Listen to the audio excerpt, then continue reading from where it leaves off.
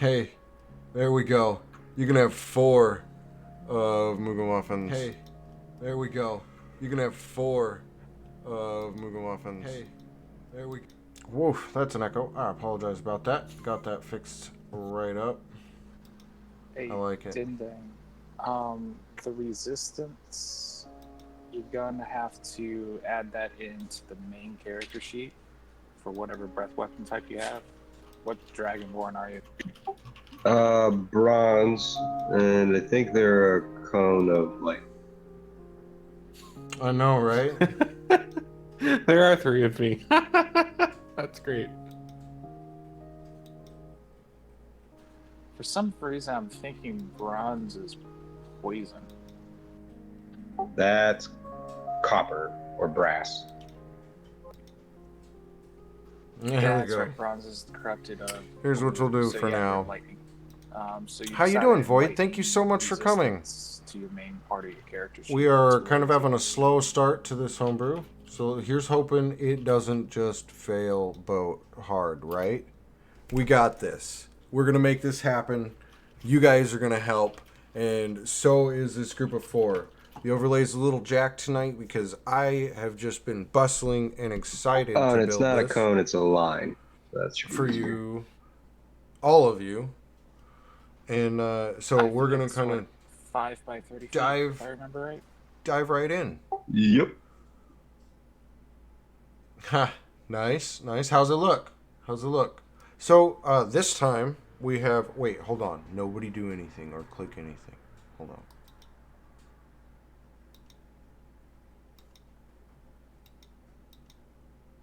Let's see if we can get this to not tank. All right, Dinding, if I remember right, you will click Dragonborn Bronze and then drag that into either traits. Yeah, you drag it into traits, and it will update Okay, there we go. Bronze lightning So resistance. is this my big image? Oh, okay. No.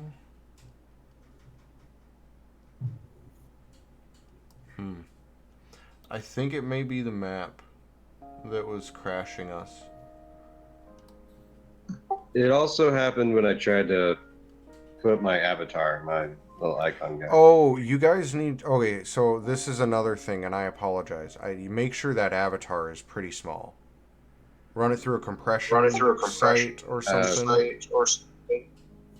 Like, I'll see what the size of mine was really quick for reference. because it's sharing those with everybody, and so you How want small to are we make. talking? Hold on, I'm checking on what mine was for reference. I made mine 2 megs is kind of pushing it for Fantasy Grounds. Yeah, mine was. Well, it's about 450 by 450 pixels. It's about 270 kilobytes, so pretty small. Yeah, I can export a smaller version of that map, because I know that the original one's like 6,000 by 4,500, I think. But I'll export a smaller size. I've Just got so you it have. compressed down to 2 megs, Oh, okay. but Okay, I you've already need got to one of those. I need to That's fine. compress it a little harder. I Okay. think I might need to get it down to 1 meg. We'll try and we'll share the map here later. But yeah, 1 meg or so is ideal. Yeah, I know by default it's like 22 megabytes. Yeah. It's fucking huge. Well, yeah, and it's an incredible map. So I've given all of you guys a Google Drive link. I encourage you, like I said, to join World Anvil and whatnot. But let's get going. So we are going to touch upon each of you, and this is something that I've spoken with everybody about a little bit before. So this is going to get sprung on you, unnamed. What's your name? Going to be Dending, formerly Dending. Oh, shit. Yeah, I guess for now you just call him Broken Horn. Okay. He's got a real name, but that's what his pit fighter name. So we're going to come to each of you and have each of you describe your character and tell us a little bit about your character in a little, as much as you want to, in a while, a short bit. So think on that. But another thing that I need you to think on and help come to a conclusion on fairly quickly, you have a couple minutes, is we are starting in a monastery here, and there's a funeral that has been held today in this monastery. Whether or not you're there for the funeral, all of you are starting there. I've spoken to each of you, and we've touched upon the reasons why each of you are there, except for Broken Horn here. So Broken Horn, think on that. It's a monastery that makes alcohol from cactus and some other things. It's a secret recipe, but think on that, and we'll touch back with you. What's that? I was saying, did we touch on that? I don't remember ever hearing about a monastery. I mentioned, this has been a while ago. It's fine. We spoke a little bit about you possibly being there for providing ingredients for their like merchantry type stuff. Okay. Yep. And then yes. So that's what I was going to go with anyways, based on what you said. So that sounds fine. Perfect. So first of all, now that we've got going, why don't we roll a D100, and we're going to ask that question. Even though we don't know each other yet, I still want to get you guys thinking. So Gasp, you were the first to log in on the third try, which appears to have been the charm. Roll that D100 for me. 9.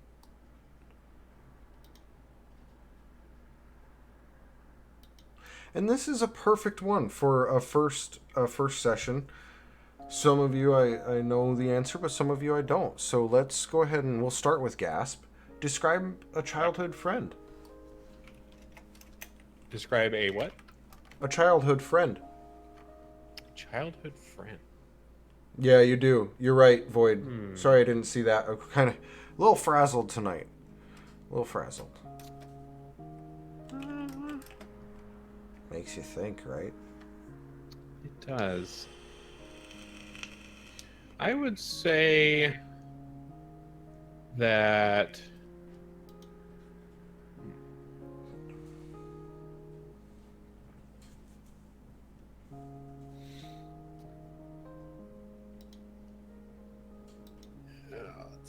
I would say that one of his childhood friends would actually have been Right. this You want to see my map? older Kenku that was in their tribe okay. area,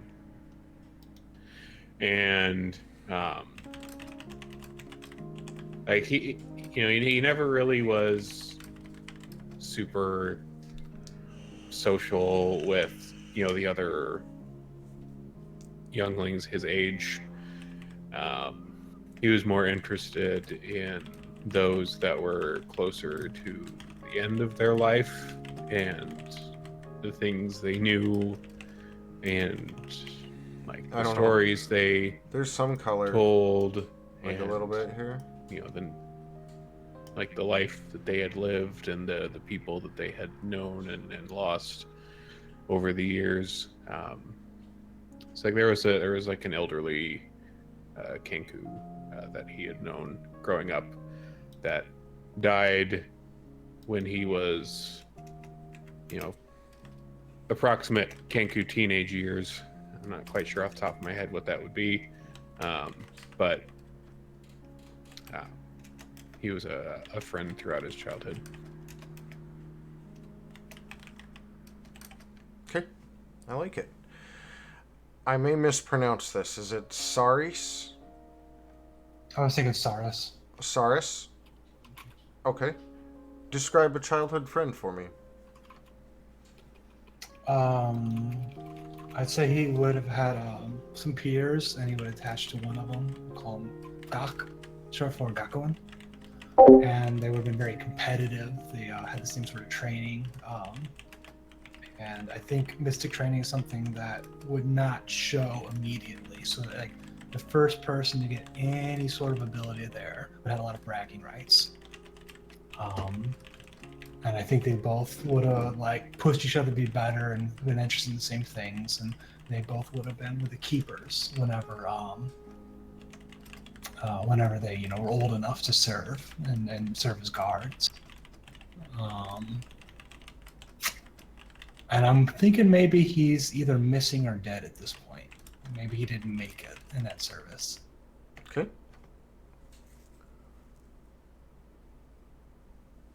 Unknown at this time, right? Yeah, I was thinking dead, but unknown might be more interesting. Yeah. We'll have to talk about that. It could have been an interesting situation that led to unknown. Okay, and I may mispronounce this one too. Sherib or Sherib? Sherib. Sherib? Describe a childhood friend.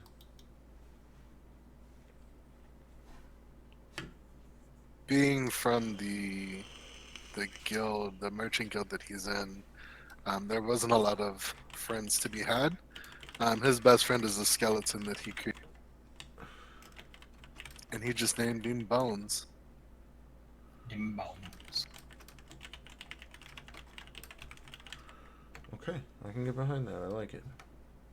Bones. Do we need to get that chart in here? I promise he's not going to be inside you. The spoopy chart. Mhm. Clanker, what's your first memory? Like your first one. Smacking my head on a ceiling tile after they brought me online. Okay. Did you have friends? Childhood friends are for weak, fleshy meatbags. Oh wait.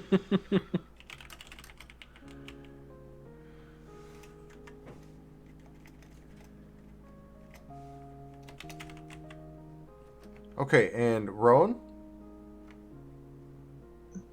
Right? Around the time he was put on like I mean, actual scavenging outriding duty, he was paired with kind of like an older hunter who did not talk much at all, which you have to do while you're hunting and game is scarce.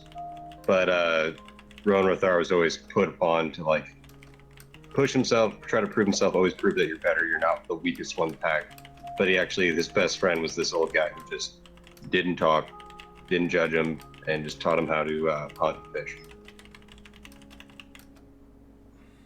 I like it. Cool.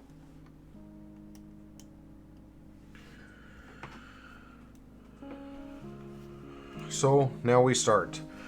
This is the third age of the world of Dayanok. This is definitely some of the darker times that it has seen. There's still a few beautiful locations. The holy city of Kib in the Elosian Caliphate claims to be able to trace its history back to when there was water. Some people in taverns at night even suggest that they did such a thing as build these big floating cities on the water. Godstadt, on the other hand, is an actual floating city and has been for about 500 years now. That happened during the time that the humans, almost as a whole, rose up and it somewhat enforced segregation of the races before that group was pushed and kind of forced to live in the land of Kensa. And we spoke of this earlier. Kensa is definitely a land that anybody in this world would know of. Some people sympathize, most speak of them fearfully. as even barely suspect magic use, and the inquest will come and take you for that. Ludark is a country that once held humans, but nobody has come out for several hundred years. It is suspected to have been wholly overrun by mind flayers. Recent history: the Knoll horde has just been pushed back about 75, 85 years ago, and so a lot of these more villages that are along the roads are just recovering.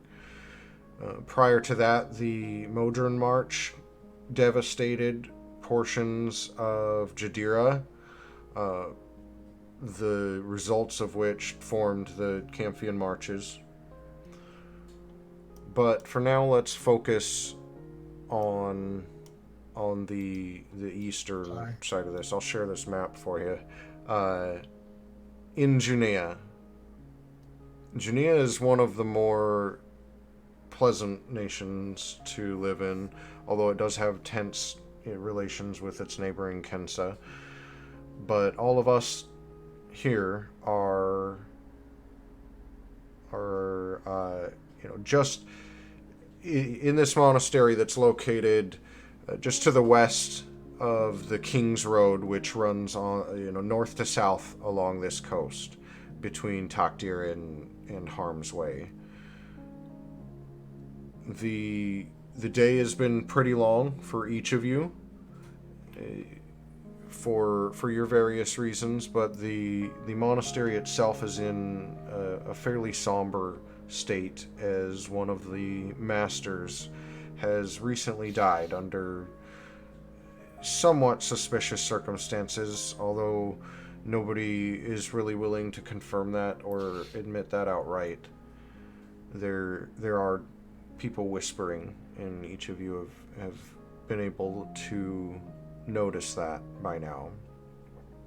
So it's evening, and for the most part in this small monastery, the monks have gathered and are drinking a little bit of their cactus wine that they make, but also eating varying degrees of fare that looks appetizing to some of you and not as much to each of you. So I'd like to ask each of you right now, and we will start. Let's start with Gasp here. Gasp, why don't you tell us a little bit about what you look like and what you're doing at the moment, and as much about yourself as you'd like. Okay. So I am Okay. Kinku. I felt like I rambled a little too I much there, but would say at this point, oh boy, I'd probably set up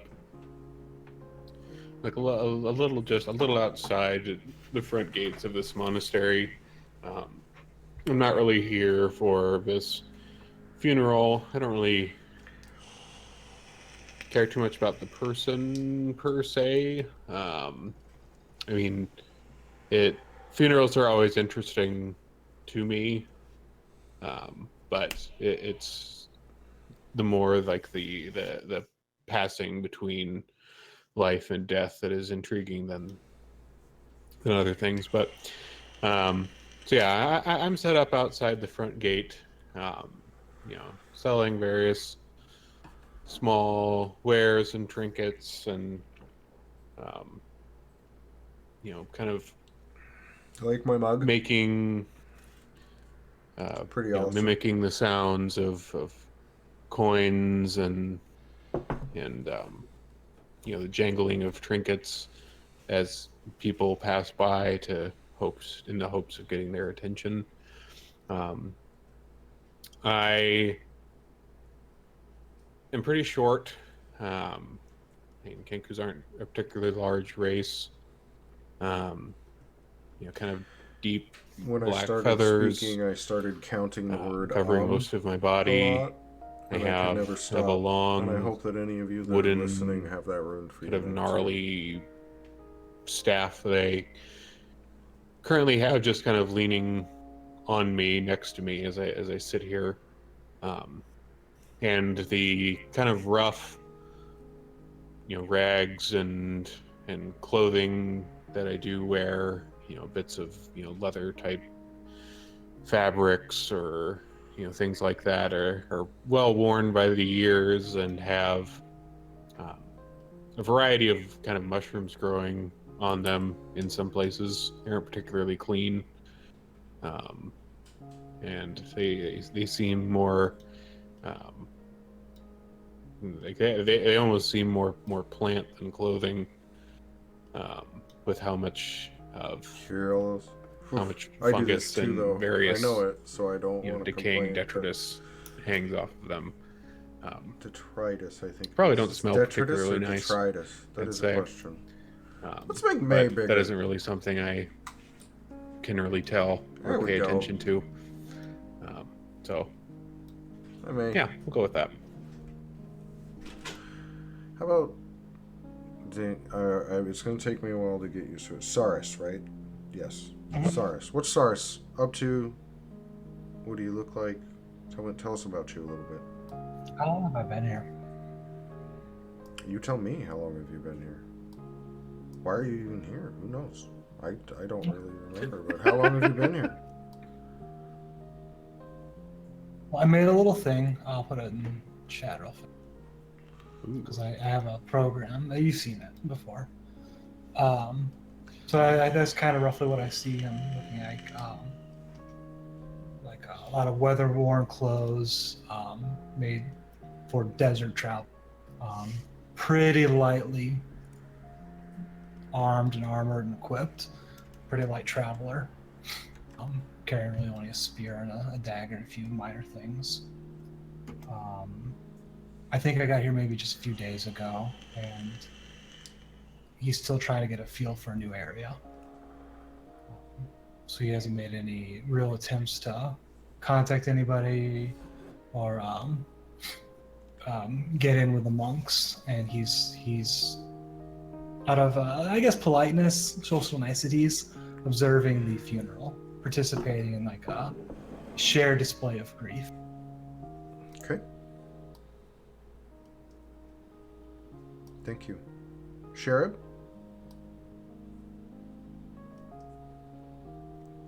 For me, I'm going to be looking for the seediest tavern or inn that I can find. This is a secluded monastery.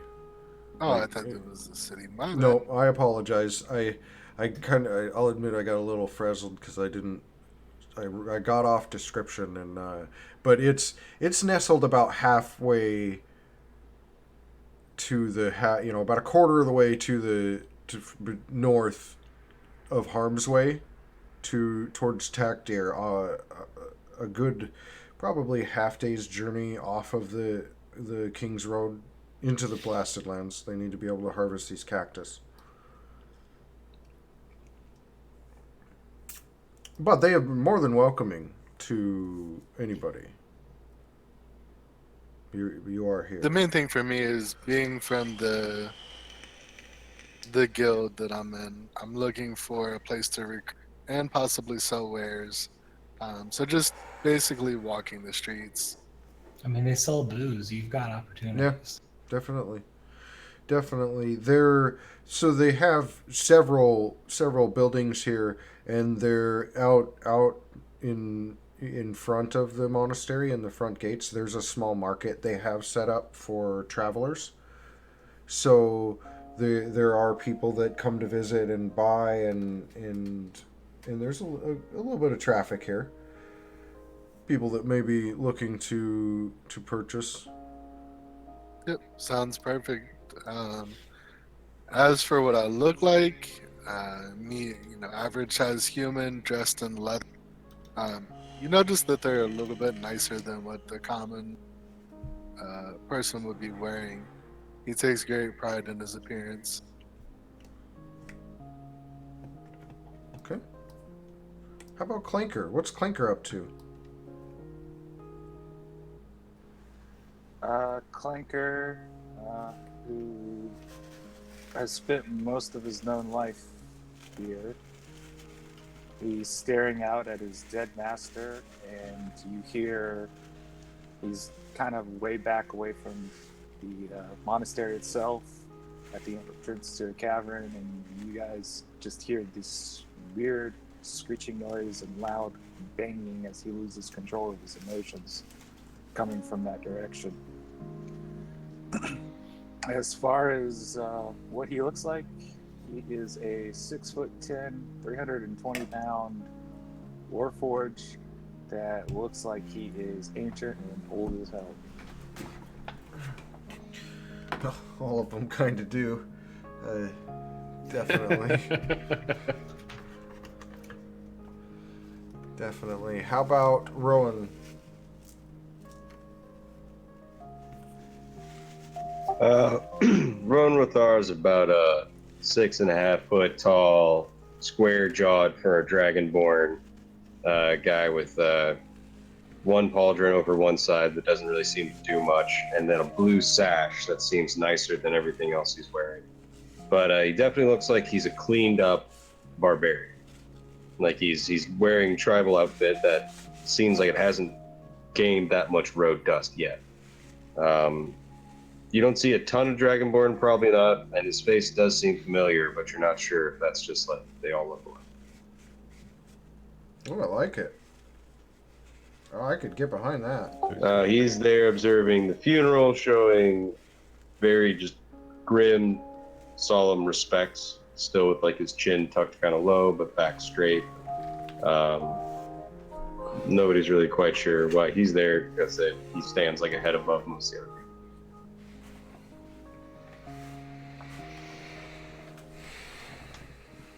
So he's got a Blizzard character, Pauldron. All right. Yeah. Yeah. I like it. Fantasy armor works. Completely ornamented. Okay. So, let's take a look here.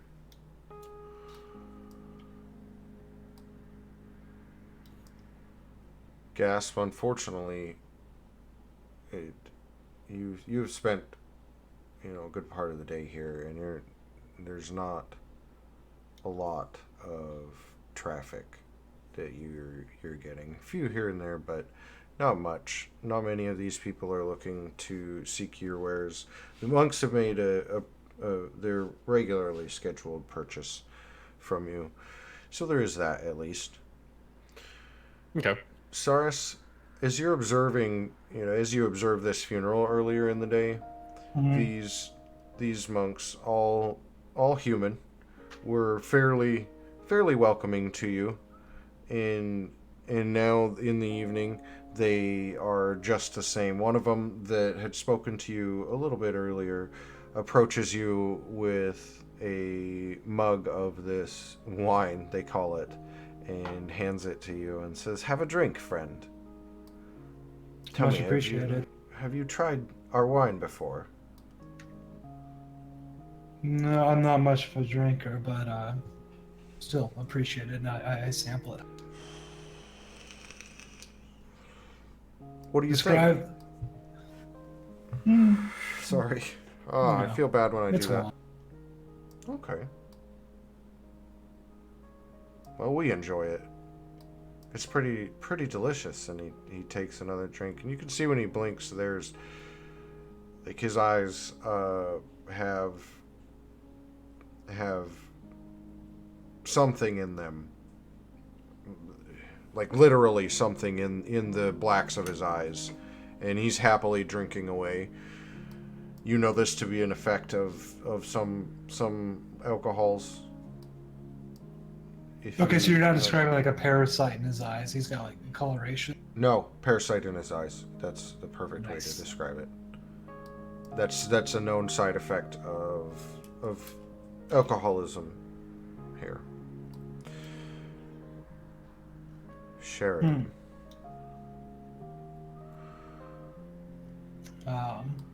Yeah, I'll just ask him about the monastery. Just like maybe it was specifically the monk. How long have you known him? Who was he?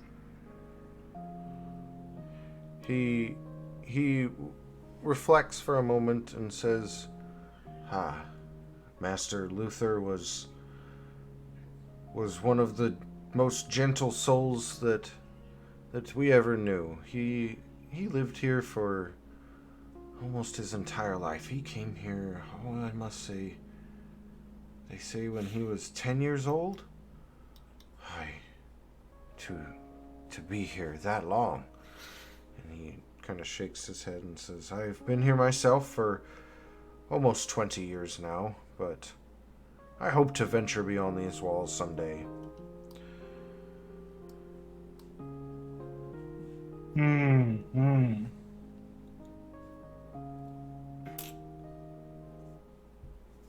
I've heard that one of your responsibilities is collective is to steward a sacred word, prophecy. Is that true? Where did you hear that from? Who He can looks remember? very solemn when you I- ask him that. I hear so many things in the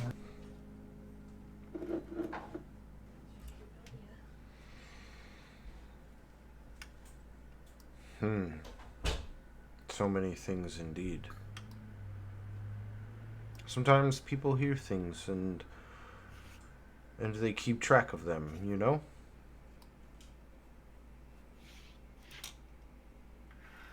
It is not.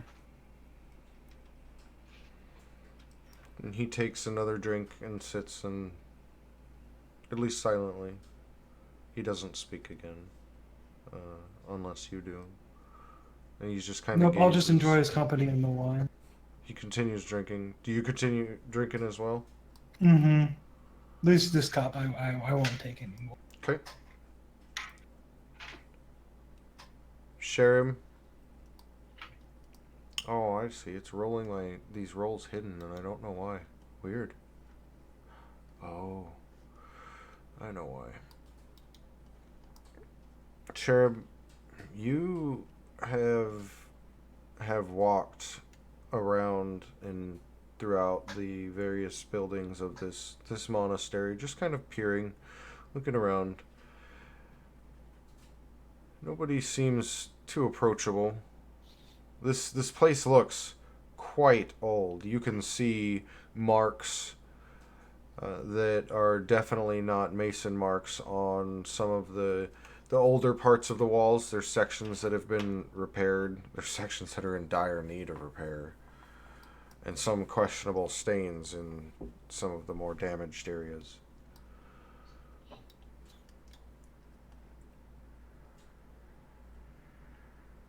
The back of this monastery leads to a cavern which is kind of built in the traditional Janaean style, which is a almost like a yurt shape, but the top is domed, and that's kind of the universal symbol for where the water is stored.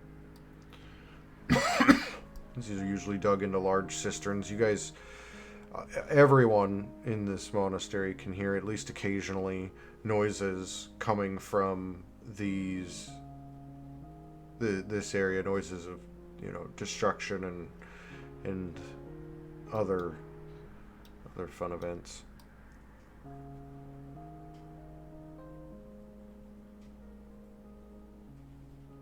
So as the night draws on, Gasp, you're going to be the first to see as traffic kind of begins petering out. Someone approaches almost as the twilight darkens into true dusk, and they step forward, and you can see that this person is not a monk. They came from outside the monastery along the road, and they look uncivilized for this area. They're wearing very broken and weathered clothing. They have some feathers in their hair, and they're carrying a satchel that looks to be some sort of maybe reptile hide. And they stop when they hear your coins sound. They almost stop dead when you make it, and they turn towards you and step forward. Okay.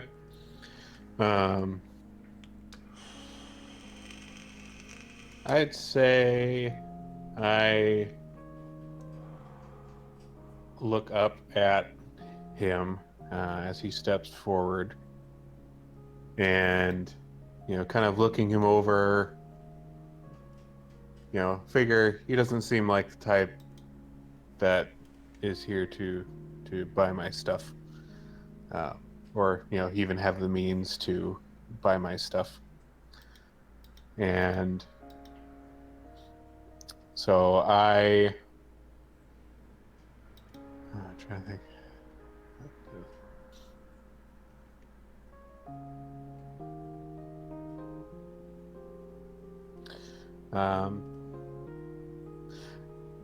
I'd say in kind of a whispered tone, almost kind of a whispered, dry tone. I kind of I mimic the word help with a question mark at the end, but very, very dryly.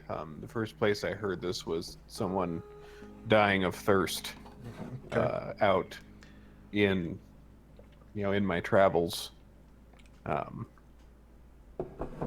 So Okay. mimicking that time that I heard that word.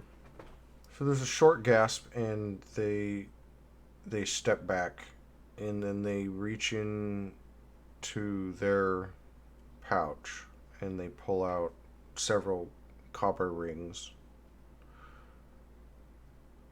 and then they kind of motion at you as if to ask what you have. Okay. At this, as he pulls those out, I kind of perk up a little bit and reach back into my satchel here and pull out a few kind of handcrafted looking small jewelry type items, maybe like a necklace, a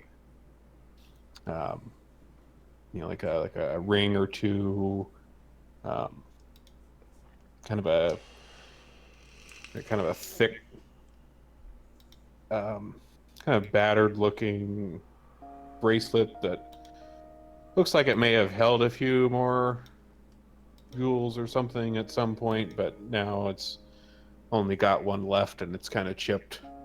But so a few various kind of small trinket type items.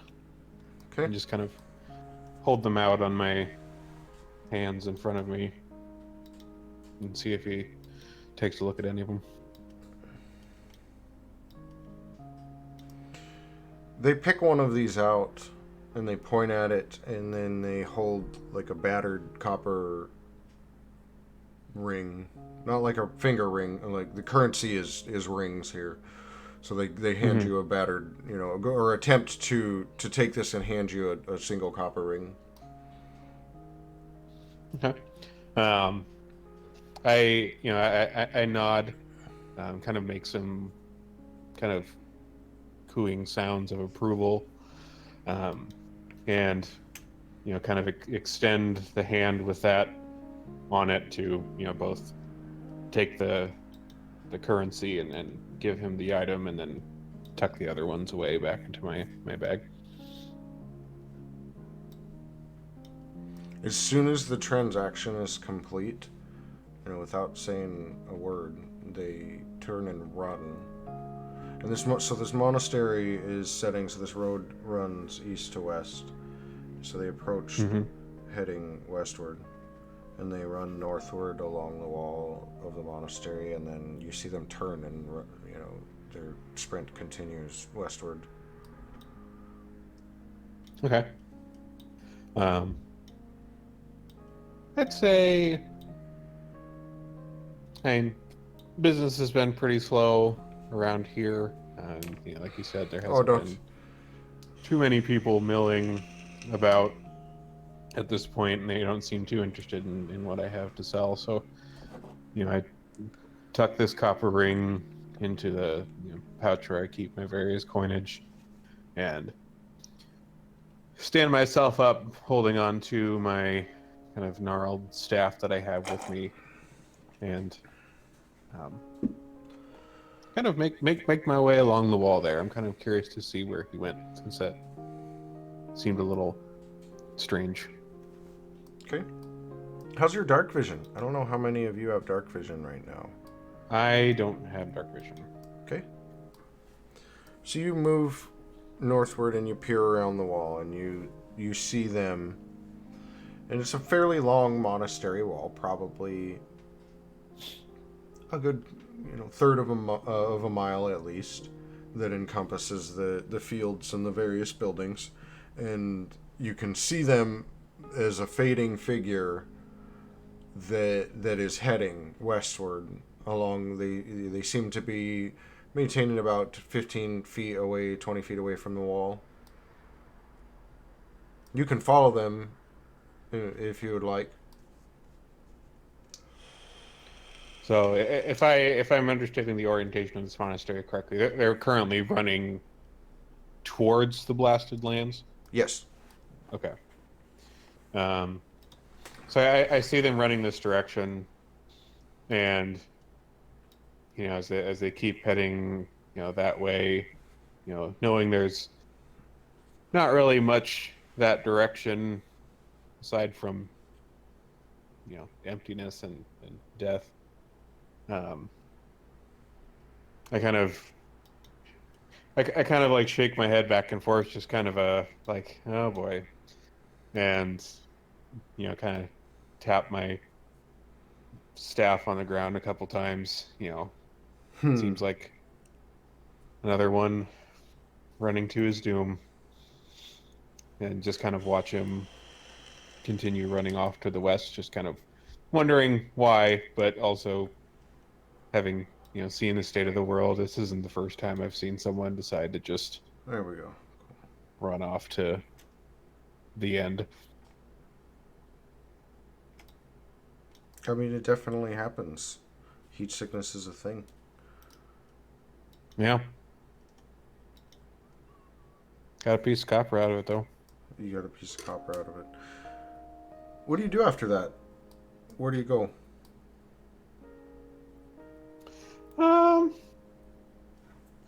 I'd say I probably stand there at least for a little bit, just kind of watching him. I mean, as you know, I'm interested in death and decay, and so I just kind of keep watching him for a bit, like is just kind of thinking to myself, is he really going to go off out in there? And kind of morbidly chuckle to myself a little bit. Just kind of, that's how things are. Just kind of, got kind of morbid curiosity, I guess. I'd probably stay there for a little bit longer, at least, just watching him. See if he does anything else. Okay. Or at least as long as I can see him.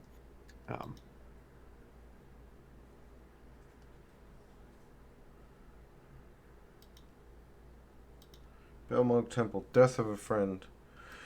After dusk truly does fall upon this monastery, they've made everybody here known that they're welcome and provided rooms. They're very, very friendly, very communal group.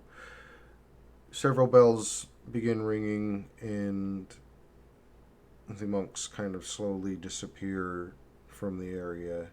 Those of you that have been here for at least several hours, have heard this or seen this ritual where these bells ring and the monks all disappear. They say they're going to meditate, and they come back after a short while. when this happens and all of you guys are all pretty much left alone to your own devices around here, does anybody get up to anything? I mean, I'd like to try some of that wine as long as I'm around here. That flows freely within the walls. They will not let you take any out without paying for it. But the taps in the kind of feed hall, I guess you would call it, are not behind a bar in any way. So you can drink to your heart's content. How many do you have in an evening like this, Rowan? I'm not around a bunch of friends, so Roan's not going to get shit faced, but he'll have enough to get his big dragonborn belly buzzed. Okay.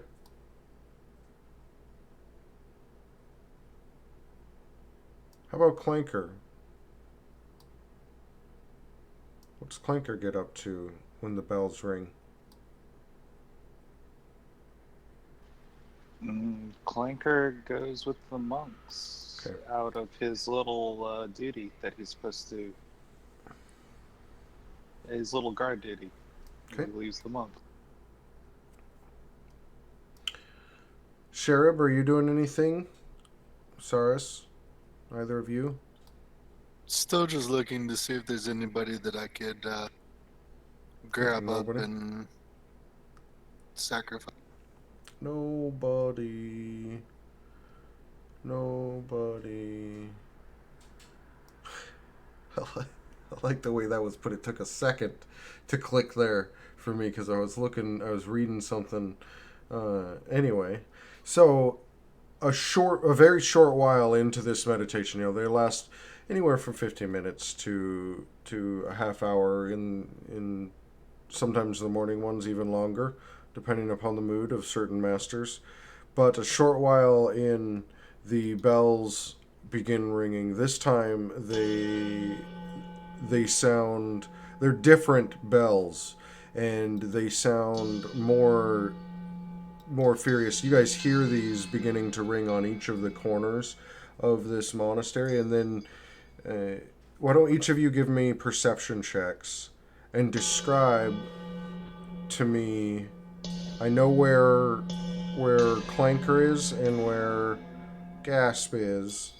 Rowan and Saris, are you guys both in the feed hall still? What time is it? It's like later, like kind of pre-bedtime, basically. Especially, after this funeral, it's fairly late. You said you've I been here a think- few days, right? Yeah, I think at this point, Saris would have been wandering around, just trying to make sure he knows what he's trying to figure out what all the buildings are, and Cool. so he knows. Yeah, if a building, if he sees it, he wants to know what purpose it has.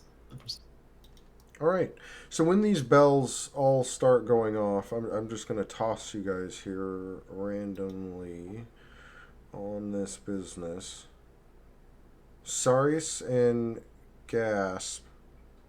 Rowan, if you want to roll a perception check, we can see what yours is too. Saris and Gasp, you hear that there's additional commotion coming from the far western wall on the edges of the fields. You hear some shouts and some other noises.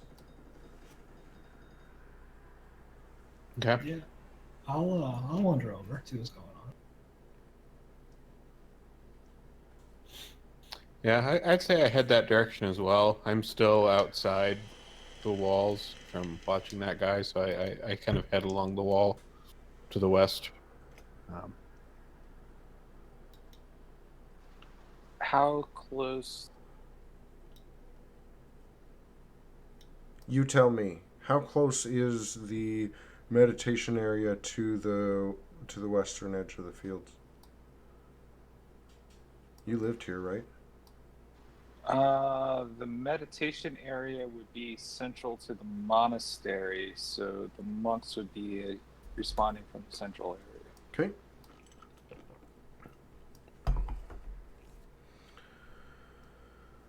what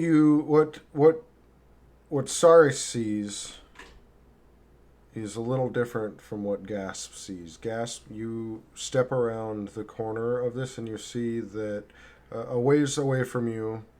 I'm gonna move your tokens here a little bit.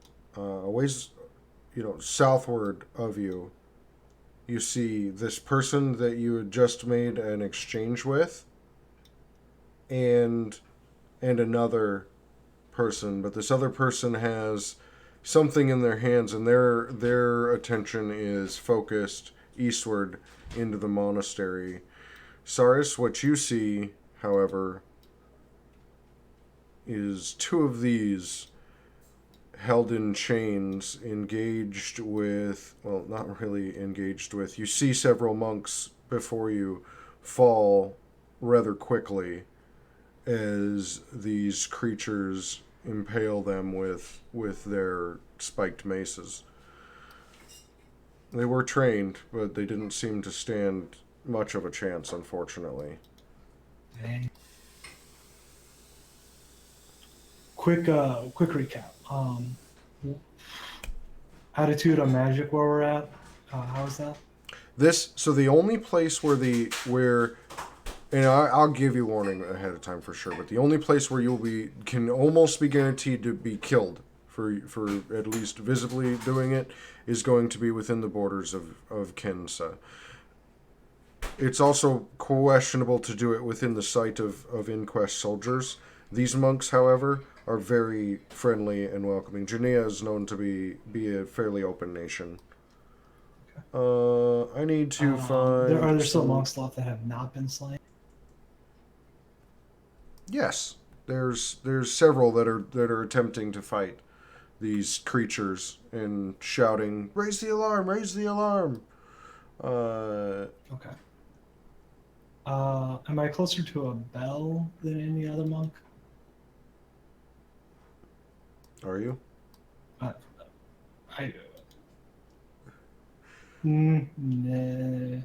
Yes. Okay. I'll sprint for a bell. So you run for a bell and begin ringing it. When you do that, Saris, several more along this wall pick up. Clinker, Sherib, Rowan, you all can hear these alarm bells, and Clinker, you know what these are. These attacks come occasionally from various entities, but something is attacking the monastery. Not many of these monks are trained, but some that you have worked with get up and immediately begin running outside to see what the noise is. Let's get some music. Roan's interest, he's peaked. I'm gonna pick up my axe about this. So when you step out, go ahead. Sorry, Clinker. Clinker's gonna pick up Johnny and be like, "Come on, boy." Hey, Django! Thank you so much for that subscription. 4 months. Wow. Hopefully, defend our Wow. people. Thank you for your Although support. they're meatbags, we're still gonna defend I appreciate them. you They're so kinda much, stupid. Jingo, from the bottom of my heart, buddy. Okay.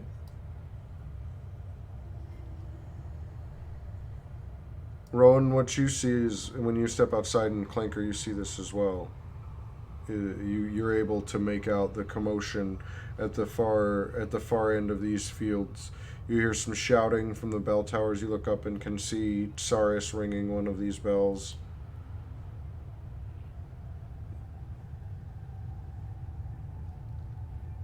Roll for initiative, Clinker, at least, as your brethren move to perform their duties as well. Yeah. And Roan, I think you said you were taking up a call. Let me place these things. Kind of dropped you guys a little randomly on the party sheet. So one thing that we're going to have to learn to rely on a little more, but hopefully I'll find things that'll work each time more and more. But we will probably be using this party sheet, the order map here, for some of our combat stuff. Think it gets a little weird with targeting sometimes. Just make sure you're targeting using the combat tracker, okay? Cool. Let me roll and see what these guys are up to really quick.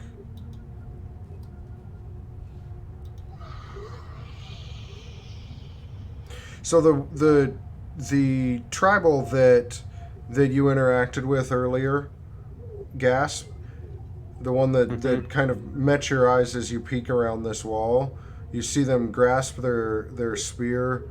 And what item did they take from you? What did they choose? I'd say they chose the I'm trying. necklace that I had. I'm very intimidated. You can see it kind of in the moonlight. You can see it glint a little bit as they turn and run into these walls. Saris, you're ringing this bell. Do you continue to ring this bell? What are you doing? No, after I ring it, I'll turn around and start helping. I placed your token kind of where a wall might be close by, I guess. I didn't want to like drop you guys right next to two people on here, but I placed you kind of randomly around the little map that we have. So what do you do to help? So we have a map. Yes, if you go to the party sheet and then go to the order. Oh, you do order. Okay. Yeah. Once I will get some better maps. I don't have a solid monastery map that worked the way I wanted it to work, so this is what we're using. I'll sidle up a little bit and target that tribal warrior. Where I'm draw out a mind thrust. I really like these critters Let's see if here. I have it set up right. These Knoll Witherlings. These are nice. These are a 1/8 or 1/4 CR critter. Well, Really fun to throw There at it is. people. Can be gnarly throwing at people. So it looks like they failed an intelligence save oh, there. Okay, there. twice. Yeah, because that's the wrong one. And he takes a whopping 1 damage. Whopping 1 damage. There's not much left in this tribal warrior's head. He's pretty dazed from the sun. It happens. This is like Florida all the time. Yeah, tropical mind. Speaking of Florida, Clinker, what are you doing?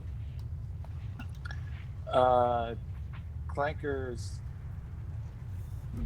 he's excited, so he's lost all ability to think inside of his head. He's screaming, "Did you kill my master? Did you kill my master?" As he's running straight at these people.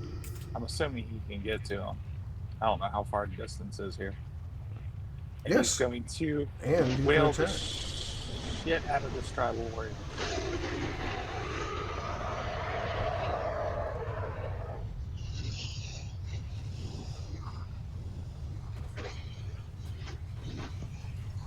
Hey, you're able to hit it because this tribal warrior doesn't seem to be wearing much, if any armor, and they chatter at you in a language you don't understand as you punch at them and miss. You still need a little more training, perhaps.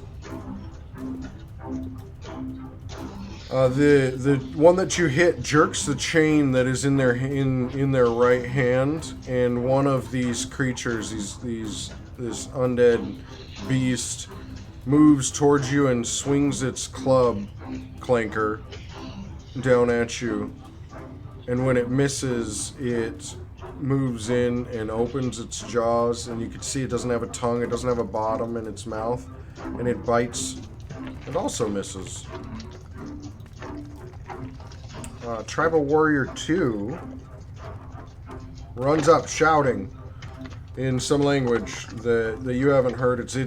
You've heard the monks mention that these tribals have their own chittering sounds, and they attempt to stab. That hits, and he shouts and points at the witherling.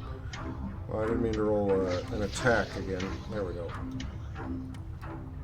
Rowan, how do you react when you see this? I have not seen one of these Knoll Witherling things in a long ass time, if not maybe ever. And a little bit liquored up, so yeah, going to get my axe wet.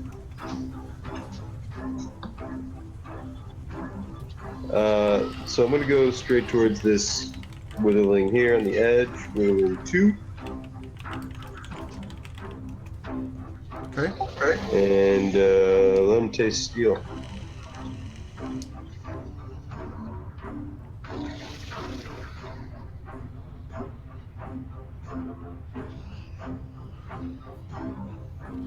Well, let me swap these. Well, yeah, I'll fix that next time. I attacked those out of order by accident. So Rowan steps in, swings in with that. How does this look? So you step forward, you're half liquored up, and you kill this thing. What does that look like, man? The first kill in Dayanok, and it's a one-hit kill. Kind of like Love swings it. it over his head with one hand, like he's casually about to drop a sledgehammer. You know, it's like working on a chain gang. One overhead swing from the head straight till it hits the ground. And then just kind of picks it back up again like he's going to go lay some more spike.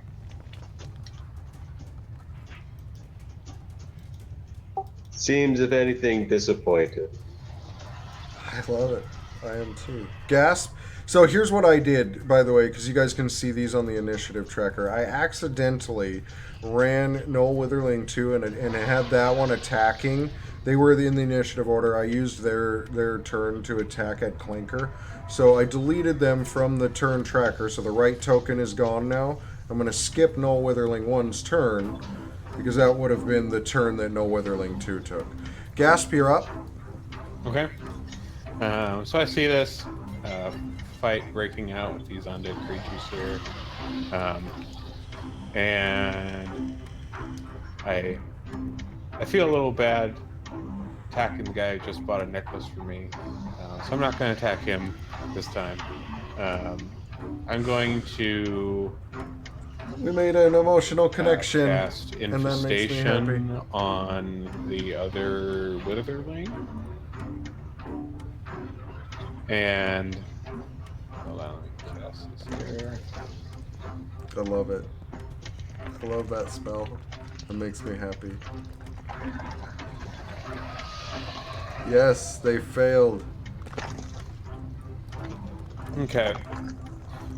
Oh, dang, and max damage, nice. So the way that looks is like on this Knoll Witherling here, these, you know, you can see kind of bursting out of, you know, kind of on the upper body of this knoll, or these kind of red, dark red, kind of twisted looking mushroom growths that kind of spontaneously grow and like spread over his body in like an instant. And yeah. Okay. So then you need to roll a d4 as well on infestation. Yep. One is north, right? I think. Double check. 1 is north, 2 is Okay. south, 3 is east, 4 is west. Yeah. Okay. So west.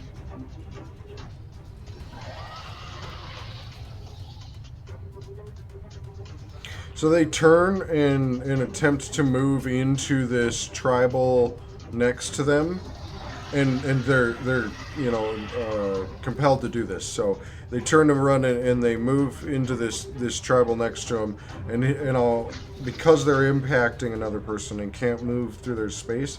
I'll apply disadvantage to them. I think it would be a good way to resolve that out. Sherib, how do you react when these bells are going off and you hear this commotion? Do you go investigate? Yeah, I mean, it sounds interesting. See what we can get into. And what do you get into when you see it? Just looking for a direction of the commotion itself, see if I can track it. Oh yeah, you can track it down if you want to, and you can I'll get be to heading it. in that direction. You can get to it. this turn. At least within 30 feet range, easy.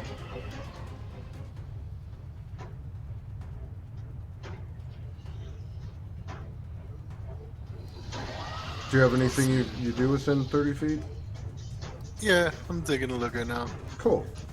Let me take a look.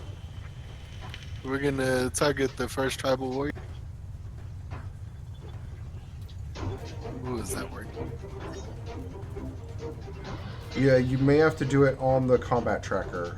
Token stuff is kind of weird on the order thing. Yeah, normally you control click, it's not working. Yeah, it's because it's not. There it It's goes. not on a map. What was I doing? Oh yeah, rules. I needed to change the We're setting. gonna Where's cast the dynamic HP Toll the setting? Dead. Another one of my absolute favorites. You guys are coming out with the cantrips here. Who are you casting it plug on? Tribal Warrior 1? I like it. Yep, Tribal Warrior 1. Okay. Oh, they succeed against you, unfortunately, Sharon.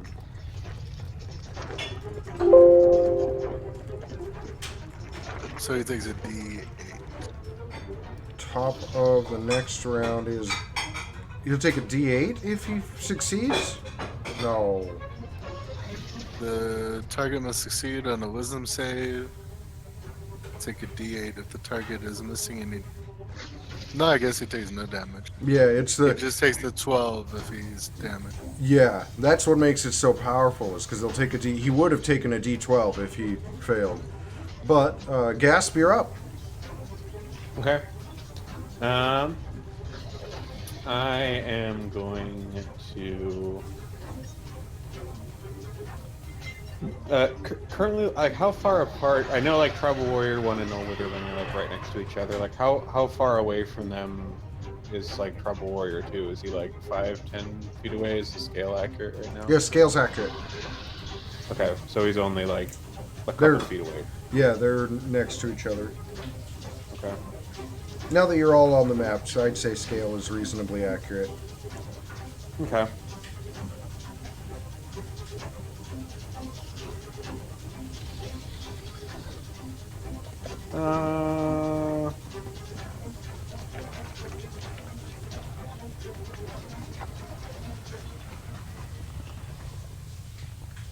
Let's see. All right.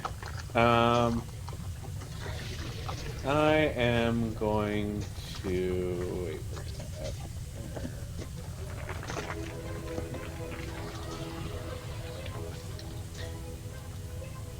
I'm gonna come up in here by this Warforged, and I'm gonna take a swing with my staff at the, just kind of try to kneecap the legs of this witherling here.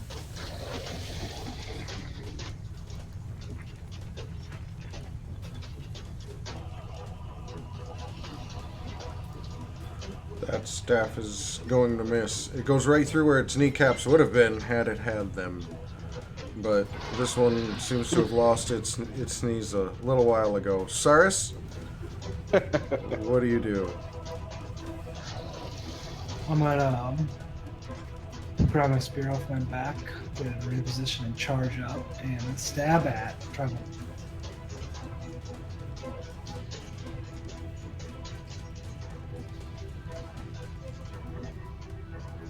And do a terrible job of it.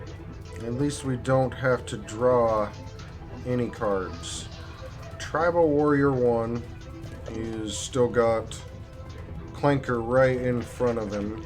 I'll give them disadvantage on that roll.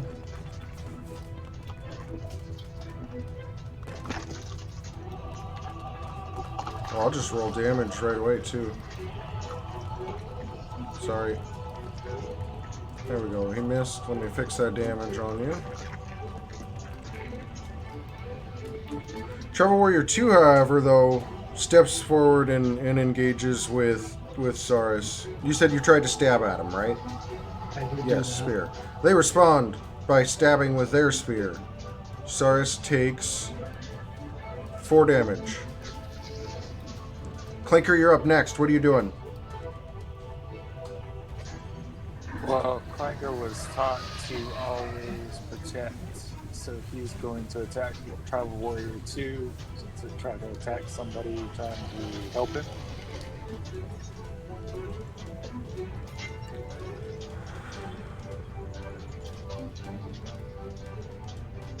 Okay. Spread that DPS around. Ooh, that I'm is doing so hot. going to miss. But that bonus attack will hit. There you go. Dealing 5 damage. Coming in with that Kung Fu kick. As Noel Witherling 1 attempts to strike at you with his club while your back is turned.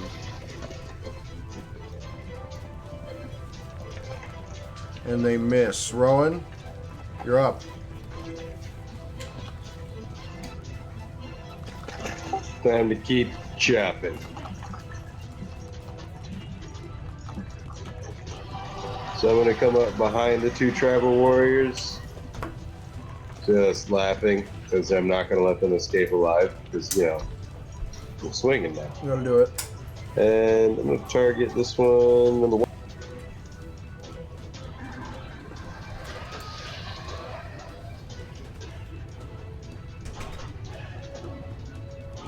And roll the great axe at him.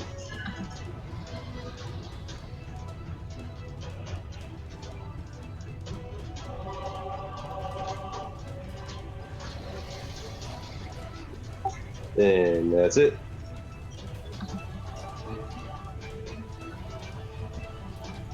Cool. Sherib?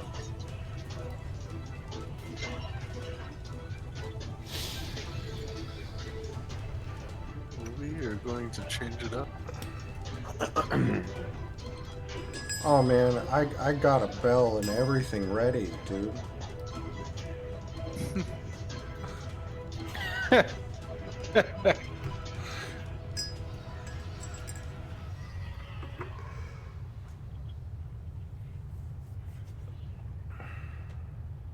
Oh, this one is very deep.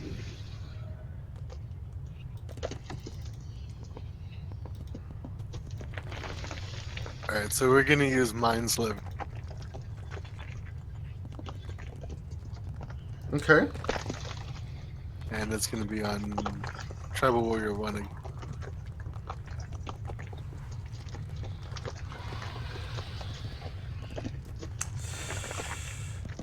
It was intelligent enough right now, at least, to succeed.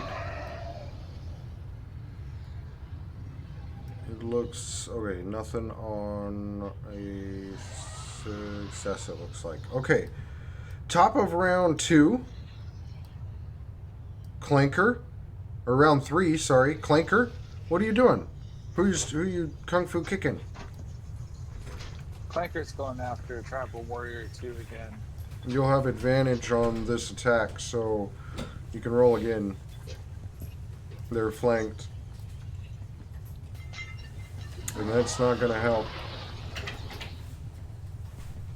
As soon as they finish this fight, Sarah. That'll work. That Kung Fu kick coming in clutch and striking this warrior in the neck. It falls to the ground. His compatriot, this one that is wearing this necklace, shouts again in this language and stabs at Clanker.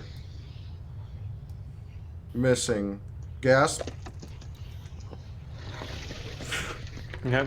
I'd say I take my quarterstaff and kind of like, you know, holding it, I kind of raise it up above my head and try to like jab with the end of it at this Noel Witherling here in front of me. I like it. Inspiration will go to you. Let's do this. I like it. That hit. Great description, by the way. 6 damage. Ooh, nice. No Witherling is not looking great, Rowan. What are you doing? Well, it's just a no witherly, right? Nothing to squeeze out of him except for the last bit of combat. So he's gonna die real fast.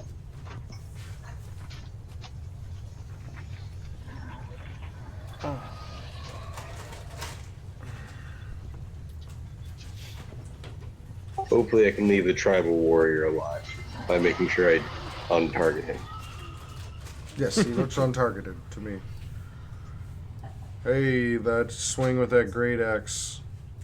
You're a little off balance. I'm feeling way too cocky after that first hit. Cherub? We're gonna go back to the bell and try to hit Tribal Warrior 1 with some malicious belling. Malicious belly. Now, I've been saving this for my guy that has this. But I pick out this very fancy bell. And it actually has good sound, too.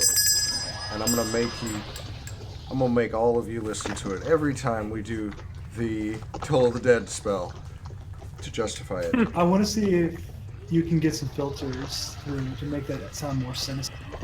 I bet you I could, actually. I'll fiddle around with something. Good idea. Thank you so much.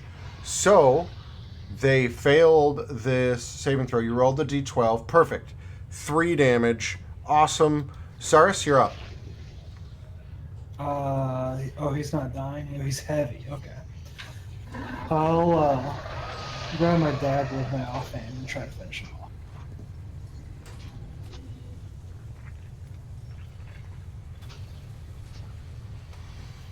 Maybe you can as you step forward with this dagger. You manage to drive it home into this witherling, dealing 4 damage. It looks like it's just hanging together with bone and bits of sinew. Some hair in some places appears to be holding some bones on, but it still reacts lightning quick. And it swings its club at Clanker as it leaps to take a bite out of Saris and misses both of those. Top of round 4, it repeats exactly what it does in the opposite order. Once it gets footing, it swings its club, hitting Saris as it's biting at Clanker, and just rolling ones in that direction. But Saris takes 5 damage. Sherrod? Yep. Okay, we're not gonna... We're gonna use the bell again. On Mr. Tribal Warrior 1.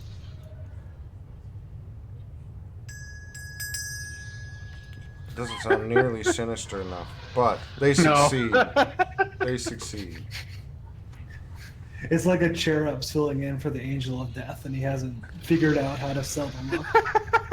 I love it. It wasn't malicious enough. Yep.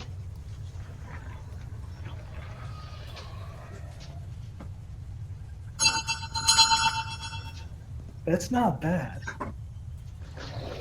Okay. Up. Clanker, you're up. Clanker's gonna go after Tribal Warrior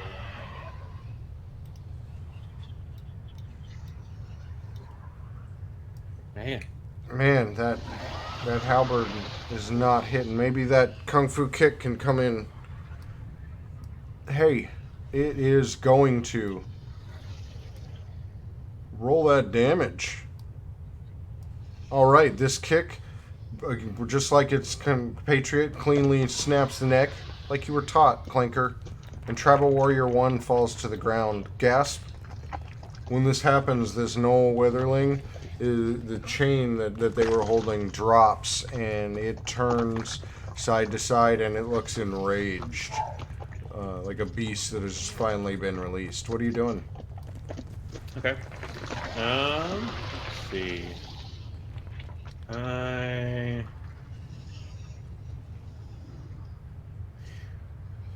gonna go at it with the quarterstaff again. This time,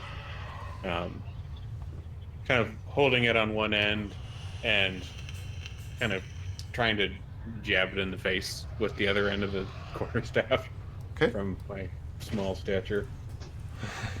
I like it. Hey, it hits.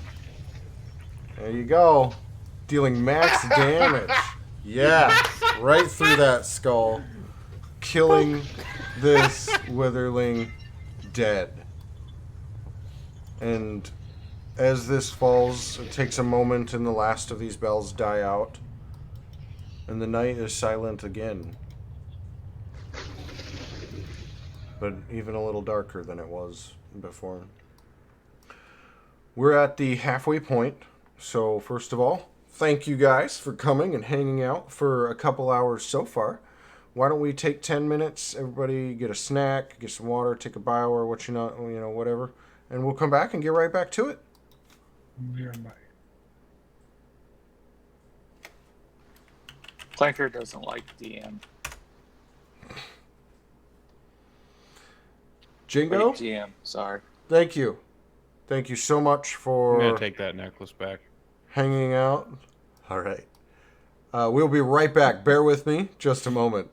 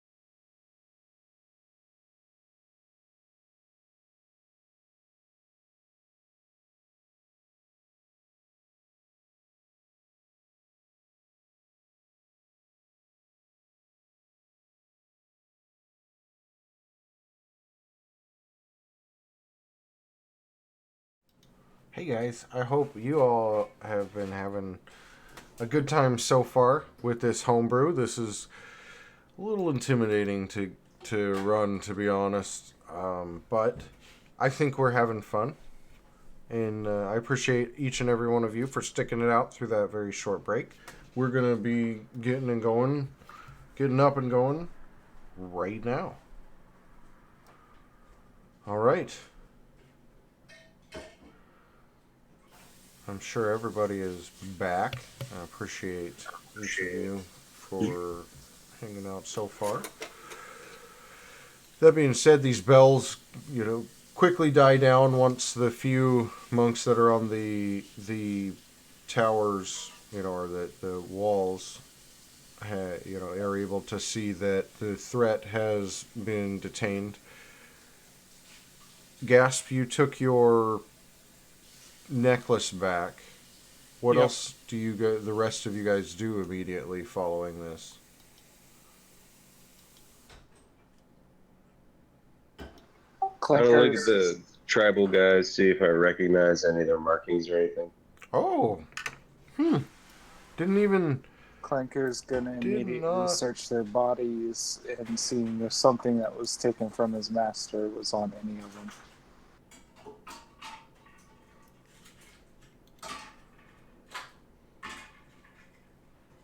You do find tribal markings on both of them. Unique tribal markings. Do you have any? Does your tribe do that at all, Owen? Yeah, we got some stuff like that. Some of it's painted on, some of it's scarred on. But we don't like to scarify our bodies a whole lot. It's considered a corruption of the, draconic form. Okay. Why don't you give me, if you're investigating those, maybe I think a history check might be appropriate. See if you recognize them. Alrighty.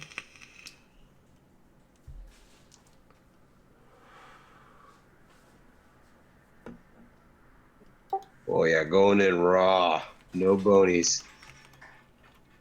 So you're fairly, these are something that you guys keep track of, and that's something you immediately think to look at, and so you inspect these guys. The few markings that you're able to find have been covered, or had spears driven through them, or damaged in some other way, what would the word be, Necrotized. yeah, necrotized, where Sharib's bell caused issues. Clanker, you search these bodies. What do you find on them? Let's look. I had this all. There we go. Clanker is looking for a necklace that was torn off of his master when he died. So, does he find it here or is it elsewhere? Neither of these is wearing a necklace. Now that you saw Gasp take a necklace off of one of them, though.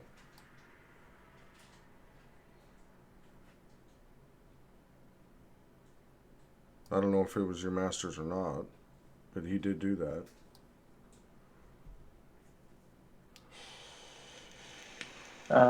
Do you want him to roll a check or just attack Gasp? I mean, I don't openly encourage PvP. I would. Does he like even think to ask about that, or would he just attack anybody who touches a necklace? He's not that stupid, is he?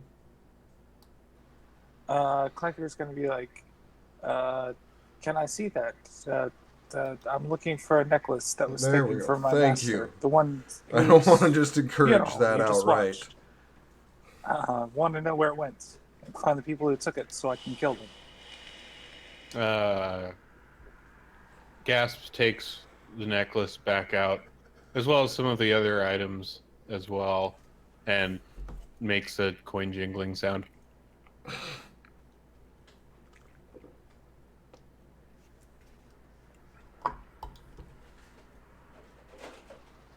Thank you, sir. That just he's done so much, and the he's made the voices stop singing, and oh God.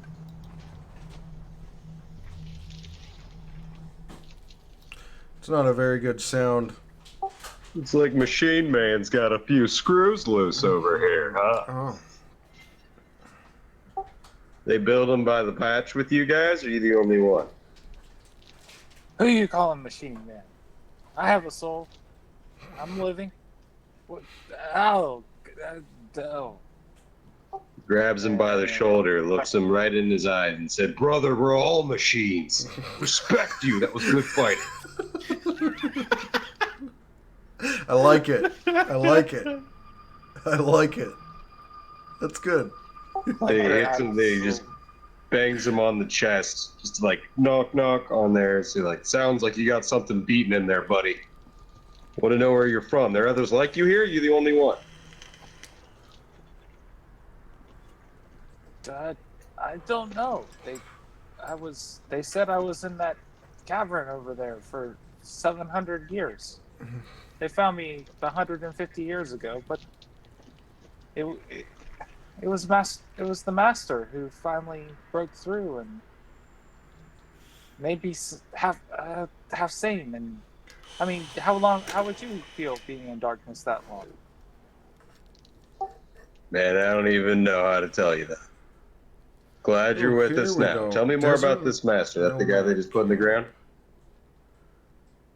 I like It was that. Master Luther. He stood at the entrance of the cavern and talked to me every day Did he go out for fighting?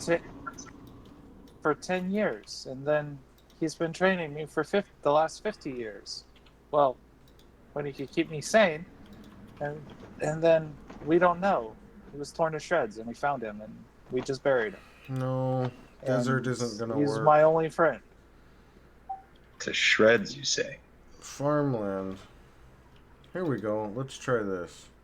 Well, it sounds like a very Far important out in the special corner. guy to you. Sorry you had to Ah. go like, well, to be honest, I'm glad he had to There go we like go. that. You're starting to tell a story, and I was worried you're going to tell me about the old man who died alone in his bed. That'd be kind of sad. But he got ripped to shreds. That's a worthwhile way to go. Do you know who did it? You got plans for revenge yet? That's why I'm looking for the necklace. If I can find the necklace, I can track it. That's my only plan.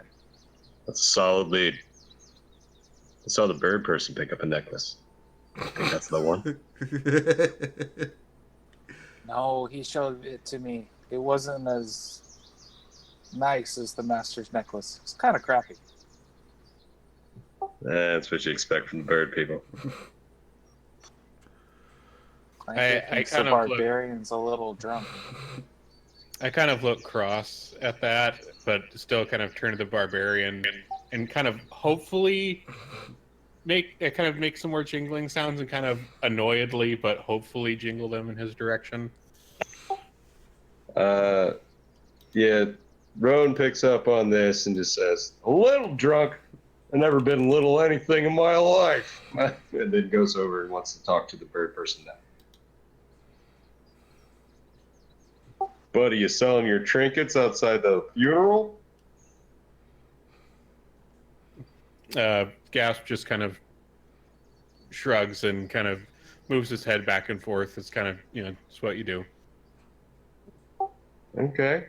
All right. Got anything cool? Seen any weird shit lately? Anything that could tear an old man to pieces? I point at the dead tribal guy that's on the ground. Why are skinbags so crazy? They always talking nonsense. Clanker doesn't know this. Why are skinbags nuts? Sharon, what are you doing? Well, we're all nuts. You're nuts too. You said so yourself. Don't worry about it. Clanker's not nuts. Why are you calling Clanker's nuts? Well, you're nuts and bolts, buddy. Don't worry about it. You're the whole toolbox, my friend. I like it. I like it. Seeing that none of this is landing, Roan's just still just buzzing on it. Says, anyway, I don't think these skinny tribal dudes ripped that old man to shreds. Doesn't seem their style. It seems like they're just trying to get on the take or something. Skinny as vultures, these little shits. And like as you guys look at, get a closer look at these tribals, that rings very true.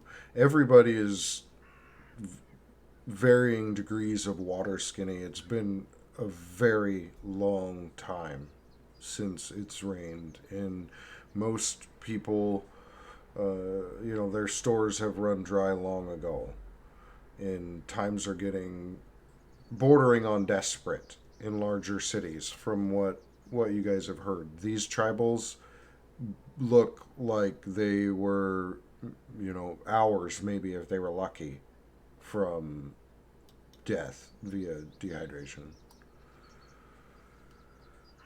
I don't know where that's going to go, but Yeah, I mean, look at them. Skinny as scarecrows over here. I don't think they ripped your master apart there, but If Clanker gets you all water, will you work with Clanker and let him follow you until you find the persons who killed his master? Clanker doesn't need water. Clanker doesn't care about water. Clanker, I like your style and I like your drinks. I'm in. Here, it's a down payment. And Clanker takes out his water skin and throws it on the ground for the other four.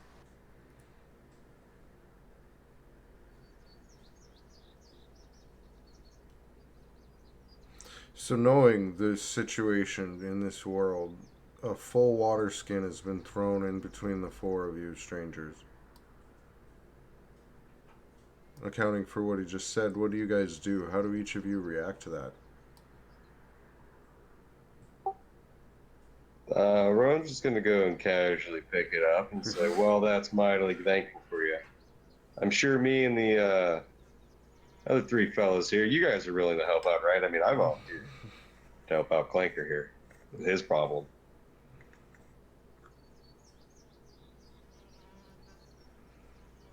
I'll, Same go for you there, bird person. Gas kind of makes some cooing noises of approval and kind of ruffles his feathers a little bit. All right, picking up the vibe there. Other fellas? I'll turn to Clinker and ask, will you help me with something in turn?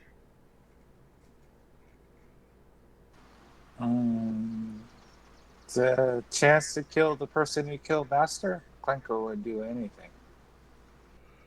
You have my help. Cool. I like it.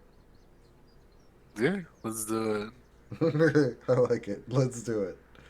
Let's do it. So the first lead is we're looking off for this necklace. It's the only thing left of your master is ripped to shreds. Do you have any other, I don't know, enemies, girlfriends, anything like that? No, it looks like this sigil, and it's the sigil that's on the clasp of Clanker's throat. Clanker wears a cape because clothes don't mean anything to me. It only means stuff to use skin bags. But it was the same sigil. We're looking for this. Whoever has this is the one who killed Master. And if you need water, give Clanker 40 minutes. He'll come back. How much water do you want? Yeah, I guess that would be like an out of character thing I hadn't figured out was how do we keep track of our hydration? We really need to figure out that mechanic. And so I will have an answer for you within 2 weeks. As far as like actual hydration mechanics, you can use your rings in each town to exchange those for water. Every single village keeps the water in a communal area for the vast majority of them, guarded in a communal area, and it's carefully measured and doled out. So So there's that. I have some rules. I just need to dig them up that I think will work. Mm-hmm. That also apply to some. They may apply some sanity rules too. That might be fun to play with. All right. So And- for now, I guess I'll just pull my water skin out and say like, start with this, pal. So a water skin for each meat bag. Hold on. Promise to go in the monastery. Wait in the communal area, and Clinker's going to come back. I will bring a bucket. Each of you fill to your desire. How's that sound? And then, once we find Master's killer, Clinker will follow you after that point. Oh man. You ever thought about? Oh, okay, I want to get ahead of myself. I could use it sidekick in the pit fights. They built. Okay, so we're gonna set up in the monastery. You have to not watch where Clinker goes, but Clinker's going to bring you water because it is that important enough. Don't no peeping. I'm gonna go chill in the feed hall, get some cactus juice, and play my horn. Yes, drink that poison that you meat bags like, and Clinker will bring water for the rest of the meat bags.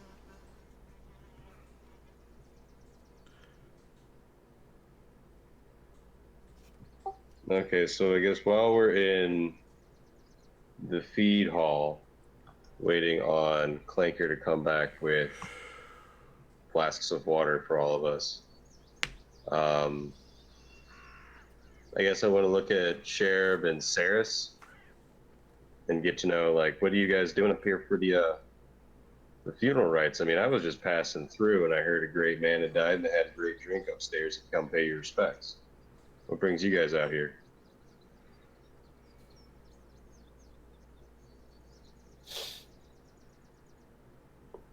I just kind of grin and say guild obligations. G-Man, all right. Yeah, something similar actually. I'm here to see the monks, and I was unfortunately, I guess, here to see somebody die. Did you either of you guys know the deceased? No, I know no one here. Just no guild member. Well, me neither. I'm Roan Rothar. You may have heard of me. I've done some pit fights if you've been, got friends in low places. I've never solved a murder before, so this is going to be pretty neat. How do you guys? Anybody else have any experience with this by chance? Really not my forte. The part at the end I can probably help with. I've caught murderers. You have. So what would be your first approach like this? I'm starting to worry that Nuts and Bolts there took apart his, puppet master.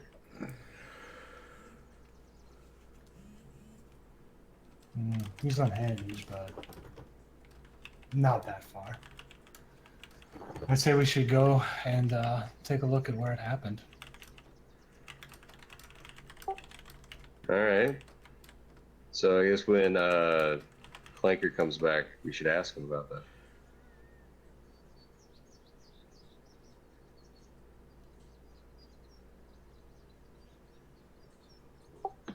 So I guess I spend the rest of the time drinking and then duding on my horned instrument. Do we have enough time here to call this a short rest? Yeah, Clinker will return by the end of the about in the time of a short rest, so that works.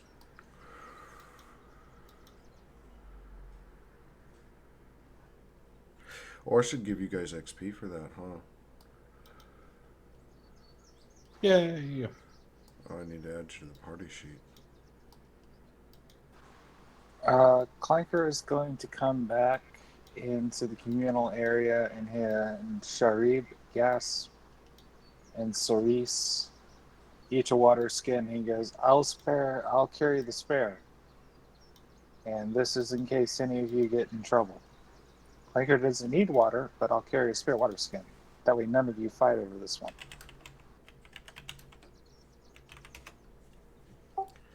Sounds solid to me. Me and the boys were talking. Is there a chance we get a look at the place where your master was undone?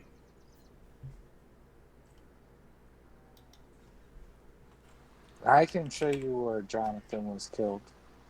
He preferred to be called Jonathan, not Master. I called him Master or Jonathan. So that's Jonathan Luther then. But he's not like Johnny. This is Johnny. Johnny's my little friend. I take care of Johnny. I polish Johnny. I cradle Johnny. I talk to Johnny. And he takes his halberd off of his back and starts cradling it like it's a little baby. You should lead them. At seeing Clanker talk about this halberd like it's its friend, Gas kind of nods understandingly and kind of sticks one of his hands kind of into like the feathers on top of his head, and this spider kind of crawls out onto his hands, and he kind of holds it out and continues nodding, looking at Clanker. You have a friend you talk to too. Oh, this is wonderful. Maybe our friends can talk together. He Gas points at the spider on his finger and makes this sound.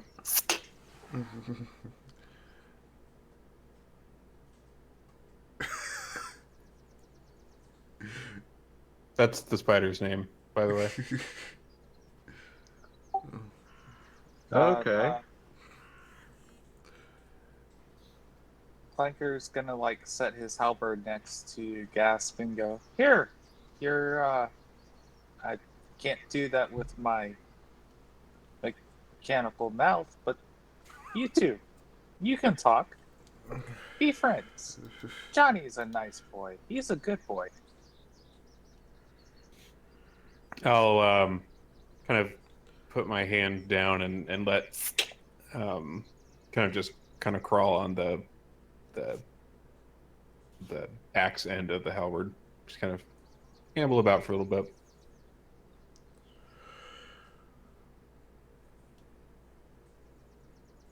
It's a halberd.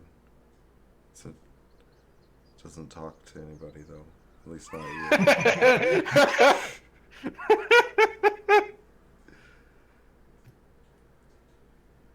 We're gonna have to get magic mouth cast on this thing. Oh man. All right. It's cool. Reminds me of my dog. Oh man, he was delicious. So, shall we set out in the morning? Set out for where? He I wasn't don't killed know. on the He wasn't killed on the monastery grounds? I will show you where he was killed in the morning, and then Meatbags can lead me wherever he wants, wherever you think we need to go after that. All right, understood. Got a place for me to stay? I can sleep outside. We'll do a little. These guys have a spare, like a guest barracks.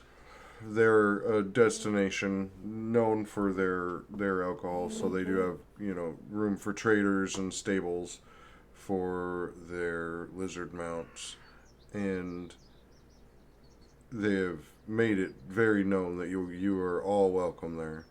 While you guys have been conversating, these guys have been graciously bringing you and pushing food and drink upon you.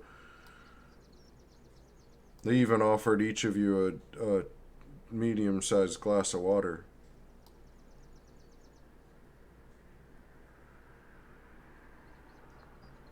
Oh, that's pretty nice.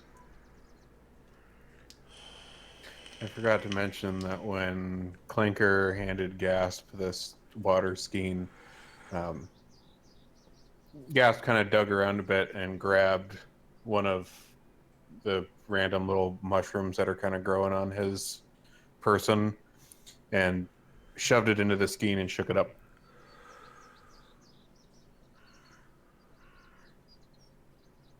Right, using the mushroom as a stopper. No, it's like shoved like all the way in there with the water and shook it up. Oh, mushroom smoothie. Okay. Gasp kind of makes some like slurping noises. Meat bags are so strange.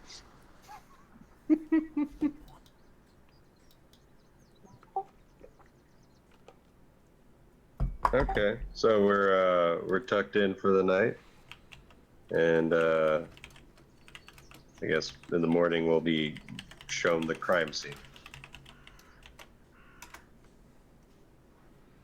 So you guys tuck in, and the rest of the evening, thankfully, passes uneventfully. Each of you having had, a drink or two if you chose to partake, but for the first time in a while, a nice tall glass of water. I mean, it's pretty refreshing. You guys rest deeply, and Can I do something during the night? yeah, what do you do during the night? Do you After know? we when I would be tucking in, I'll go outside and see if I can track down where these guys came from. Definitely, you Not too far out, but just like see if I can get direction and maybe take some of their track. okay? So you start at the bodies, and Yeah. so when you go to investigate these bodies and move further, go ahead and give me an investigation check, and then follow that with a survival check for me, Cyrus. So you find, as you're looking, you see the ground glint. There's a single copper ring, and you pick it up, and this one has been bent into a teardrop shape.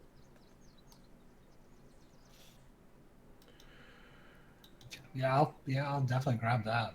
Does it mean anything to me? That is the way Kensa designates their currency.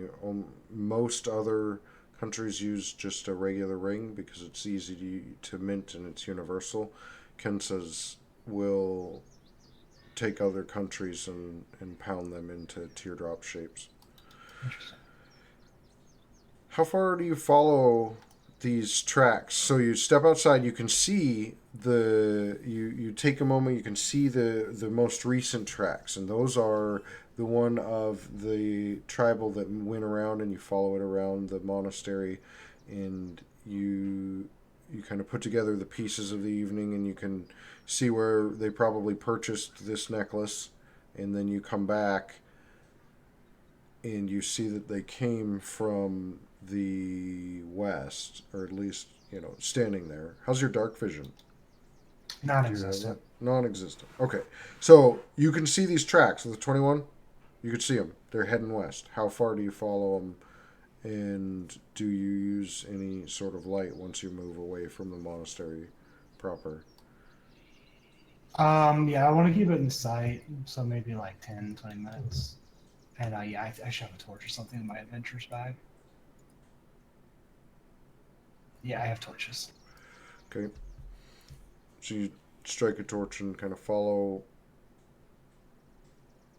along this path. You make your way eventually to a ravine. You can see that it looks like there was a camp there that was used for probably at least a couple days. Mhm. And then they head off further to the north from here. Okay. That's enough. I was just checking against immediate threats mainly. I feel Okay. like we're not going to get attacked again right away, so I'm going to head back and wait for people to be. You head back and settle in for the evening. Yep. Anybody else do anything in the evening? Nope, sleeping it off. Okay.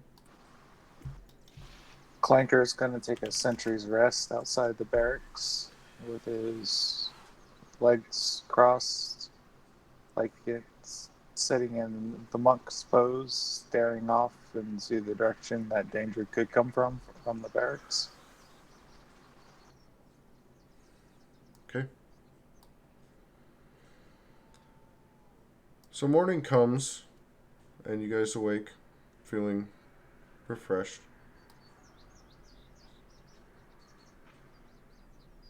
What do you do?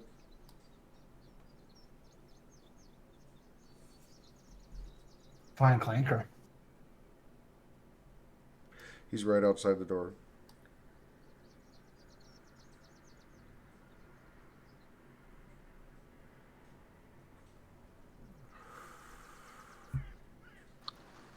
Clanker is going to be Good night, holding man. his Thank you for halberd the encouragement. and be It like, means a lot, Johnny, Django, you're especially coming such a from you. good boy. I appreciate it. Oh, And like I said hello. earlier, I appreciate your support, buddy. I'll show you where Thank you so Master much. was killed. Johnny, you're going to rest on my back now. Be a good boy.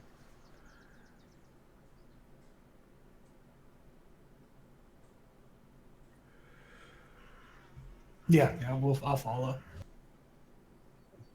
Yeah, lead the way, buddy. So he leads Yeah, you. I'll follow along as well.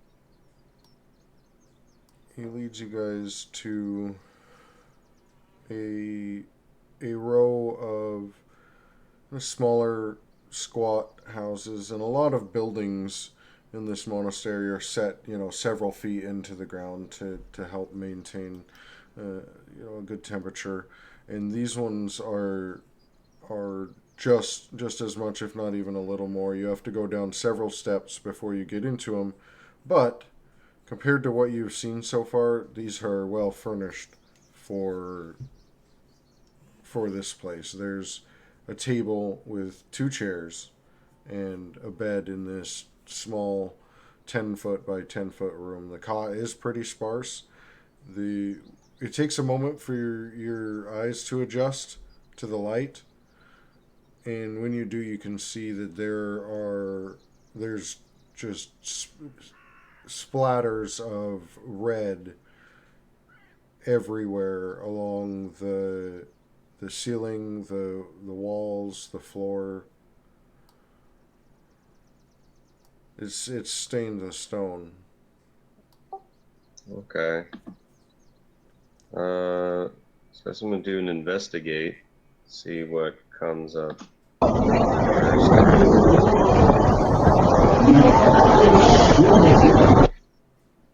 Well, how does assist work in 5e? I forgot. It can provide advantage, but I kind of like the aid concept, to be honest. So if you want to assist, you could roll investigation. The way I kind of generally do it is if everybody's looking at kind of like the general room, you can roll an investigation check and aid someone. What the hell? Sorry, I've got some like rogue audio on my PC somewhere. But if you want to investigate something specific, then you could roll an individual one. So Roan and Saris, you guys look over this room. There's definitely an area near the cot where this pooled, and that's kind of where it's the closest, I guess, or the most concentrated, I guess is the word I'm looking for.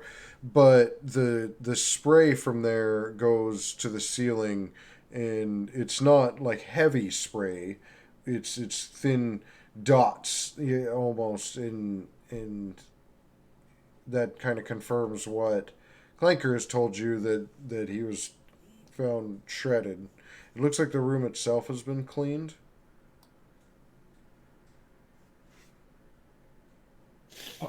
Are there scratches in the stone? or any indication of like what did it? What was it? There are. Yes, the stone bed has nicks in it with that 26. They're not terribly deep, but they're there. How does it read? Does it read like a weapon or claws or like? Do I get any sense of what it is?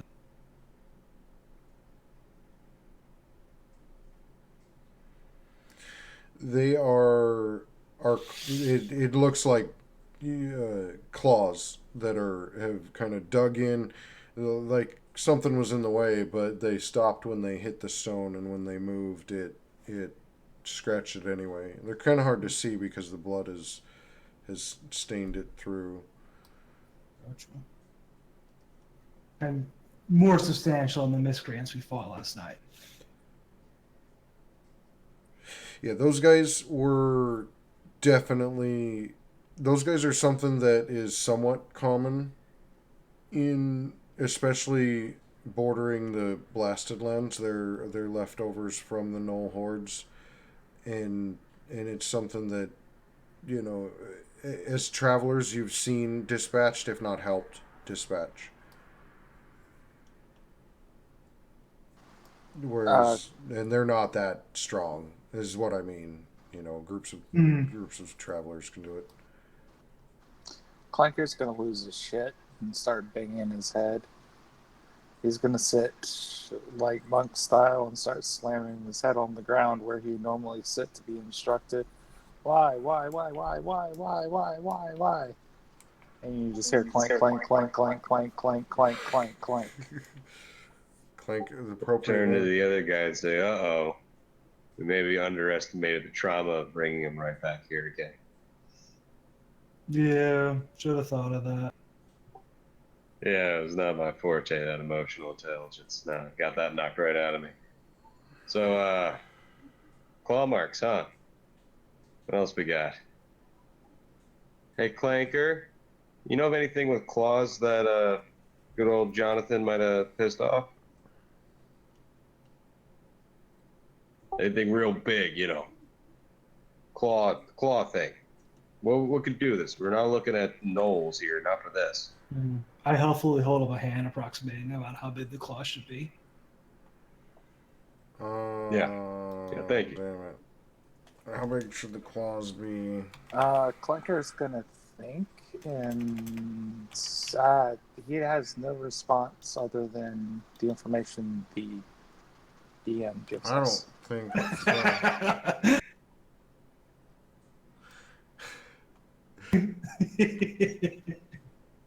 I tell my son that I don't know is never an acceptable answer. And so if you I guys don't know know yet. I don't know yet is a great answer. I want so there are myriads of creatures. What kind of creatures can you think of that would be in this area that might cause damage like that? Gnolls are known to travel through here. That they have some claw, I believe. There are centipedes that can chew stone. That could be something, but maybe not. It's gonna have to be something. I mean, it got in here without anybody seeing it, and nobody knows what it is. And it's strong powerful. enough. Yeah, it's powerful. It's powerful enough to do this, but it could, like you said, get in here unseen and fit in here. Yeah, it's stealthy enough for a rogue, strong enough for a fighter, as they say. All Clanker can think about is, well, Dragonborn have claws, bugbears have claws, and I've heard rumors of these things called druids. Druids have claws. Couldn't a Sometimes druid they do do. this? Sometimes. Uh, I don't know. I spent so long in darkness, and Master Jonathan was the only one who brought me out of it, and I just All right, let's focus on getting him out of here. So if there was this much blood spilt in the act, then whoever did it, right, probably left a pretty bloody trail. There's got to be more leading out of here.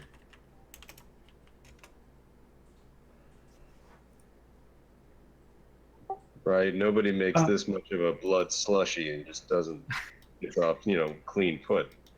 Yeah, I mean, do we, even with it being cleaned, maybe we can find some traces, or maybe even some indication of how it got in. Yeah. So what are the different ways? How could something get in here besides how we got in? Is it, where are we at? Is this a private room or an open area? This is one of the very few like master's huts that are. It's just basically an underground private 10 by 10 cell. So like one entrance, windows. Yeah, there is like small windows. It's kind of set partially into the ground. So imagine, kind of basement style windows. They're kind of short. A person couldn't really crawl. Well, like a large person, a large creature would struggle to crawl in and out of them. Hmm. But I don't want to say like a person couldn't.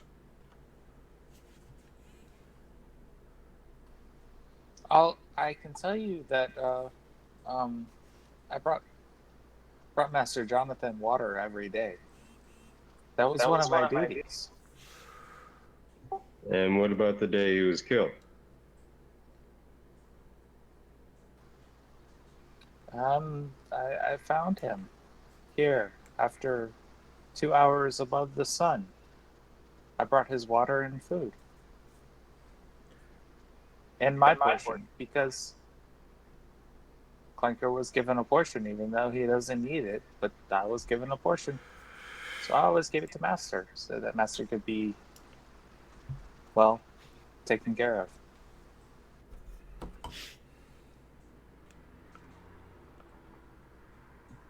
Anybody come to visit him that day?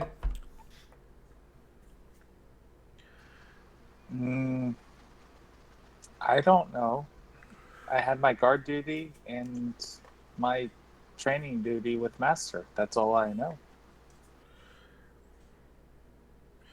He had spoken to you, Clinker, a little. Well, how personal? Like, I don't want to assume here, but like, it sounds like you two were very personal. Like, I imagine it. Like Clinker was, at sleep, he would be sentry to this guy. It sounds like, and they would kind of discuss on that level, right? Clanker spent all of his time away from his guard duty when other monks were taking care of it Okay.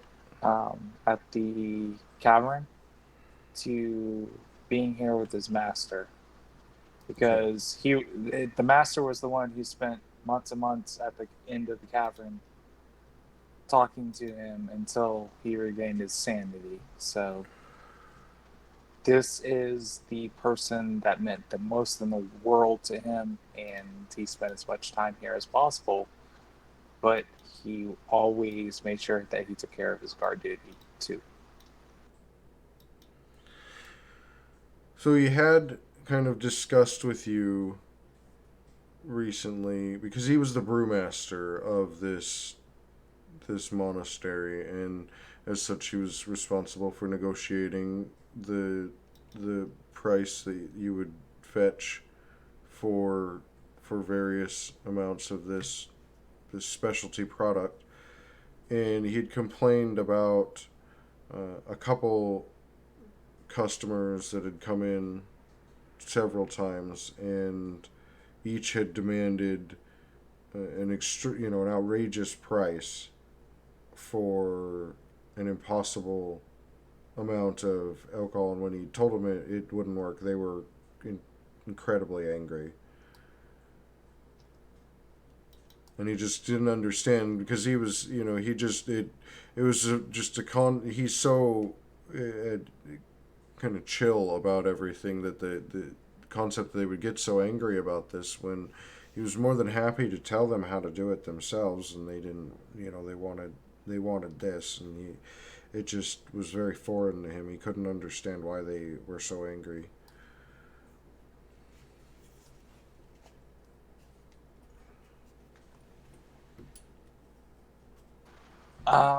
Clanker is going to tell all of that information to the party, and he's going to tell everything about his relationship with Jonathan and how Jonathan helped him and where Jonathan found him and how long Clanker was in the cavern, which was about 800 years, and Master Jonathan was the one who found him and helped him out of the cavern. Him and Johnny. Johnny is the most important thing next to Master Jonathan to Clanker.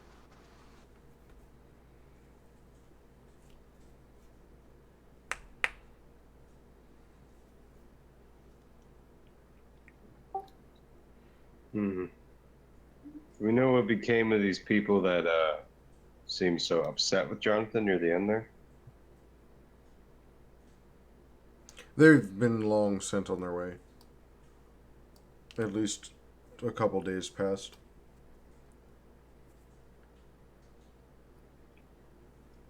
That's strange. Clanker, how did Jonathan find you at the cavern? Do you remember that? The monks, they moved to the rocks. They said it was 100 years prior. And then Master Jonathan came and talked to me because I killed anyone that came to the opening of the rocks. And he talked to me for 10 years. And after 10 years, I came out and started sitting with him. That's how I met Master Jonathan.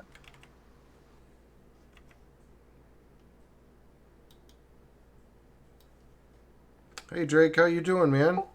That's How a you cool doing? story, man. I'm amazed by it. But I'm still perplexed by how we now find out where do we go from Hey here? Shorty, Where do we find your what is up? master's killer? When he describes the people that got in an argument, do they How are you sound guys like doing anything I would tonight? recognize? Can I make like I don't know, history or a better kind of fitting role to kind of identify who they would?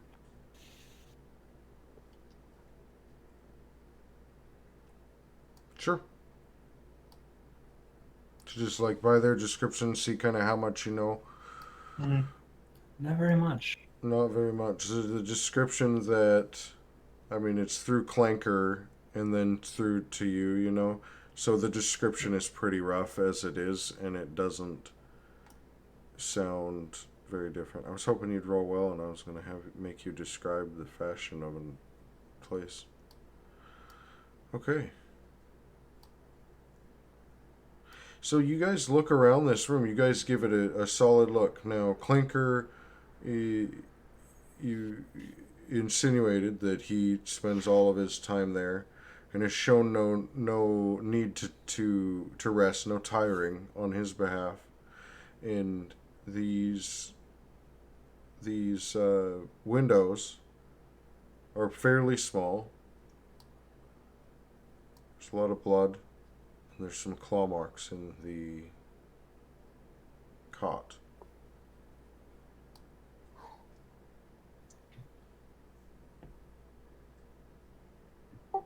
Would anybody else would there be any other witnesses around this area at this time? Yeah, you gotta have neighbors, right? He does have neighbors, yeah. He's on the end, he has one neighbor. So okay. Can Let's we go go talk knock to on that door? Knock on that cell door? These doors just easily swing open. None of these really have latches here. And it's morning. Not quite meditation time yet. And you kind of go to knock, Rowan, and with a solid thump, the door just swings inward. You see a bald, short, fat little man sitting cross-legged on the floor, wearing robes. He's facing away, and he doesn't move or do anything.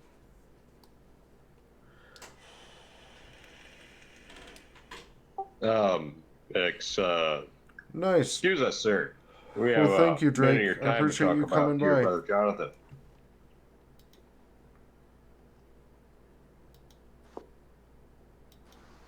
Clanker's gonna sit outside of those quarters and go, he doesn't like me, so this is another master. Clanker's gonna sit out here and watch. And Clanker crosses his legs and watches to the horizon for anything bad. After probably a good minute or two of silence, he stands up and he turns around and he sighs and he says, My name is Brother Emmond. What is your name, friend? And reaches out to grasp. He says, What are you here for, Rothar? Why do you interrupt me? I'm sorry, terribly sorry. We didn't mean to interrupt. Just Clanker here is so upset about the unsolved murder of Jonathan next door. I was wondering if you knew anything about what happened that day.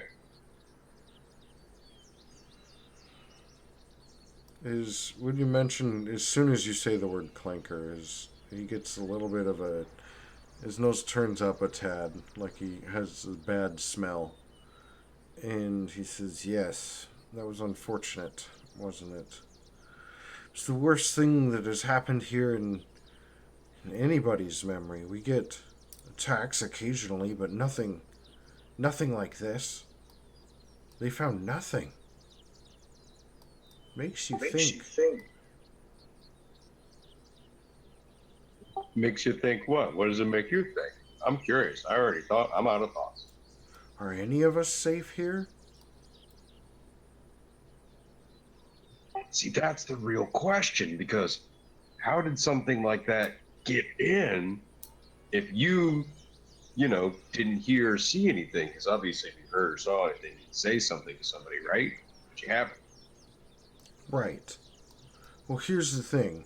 I've been telling the rest of these masters for years now that we need to have some sort of magical protection. I think something came in, just teleported right in, and tore him up. But nobody will believe me. I've been telling them. They don't want to have permanent magical barriers. It'll anger the Kinsons and they won't buy our liquor anymore, they said. Buddy, if you could blame murders on teleportation, a lot of people will be walking free instead of in the dungeons. Don't give me that malarkey. People don't just zap in and kill people. 9 times out of 10, it's somebody who walked in, ripped the guy to shreds, and walked the fuck out after paying people off. Don't give me that bullshit. He points out the door and he says, That rusty bucket out there stands in front of his door every night. How's somebody supposed to walk in there? Never mind the smell, you'd have to get past him.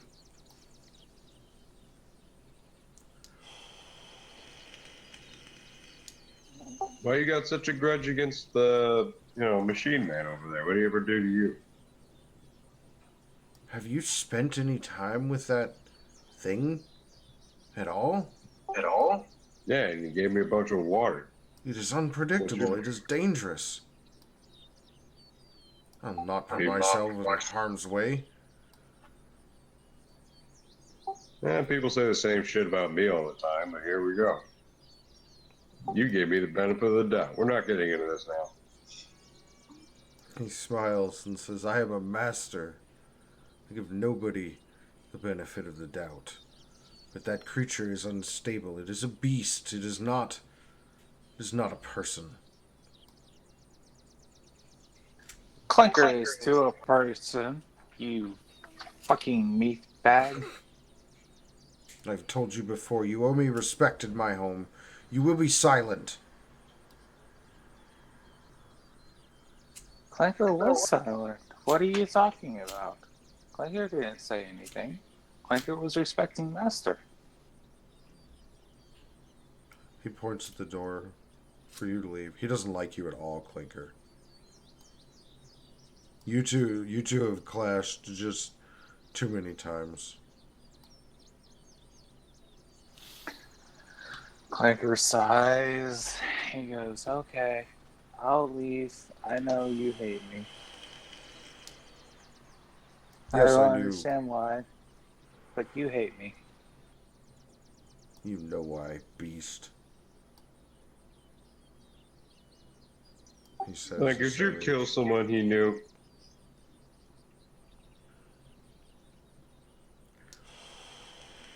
Clinker's gone. He's sitting at the end of the alleyway waiting for you guys to walk out of this guy's house.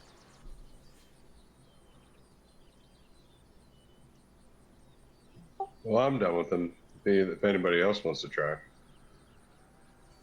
Just one more question. How many people share your sentiments about Clinker? He shrugs and says, a few. A few of us have seen what he's capable of. He's not always there, you know. That's the mark of a beast. If you can't hold on to everything, you're not a person anymore, and you need to be put down. You're a waste of water.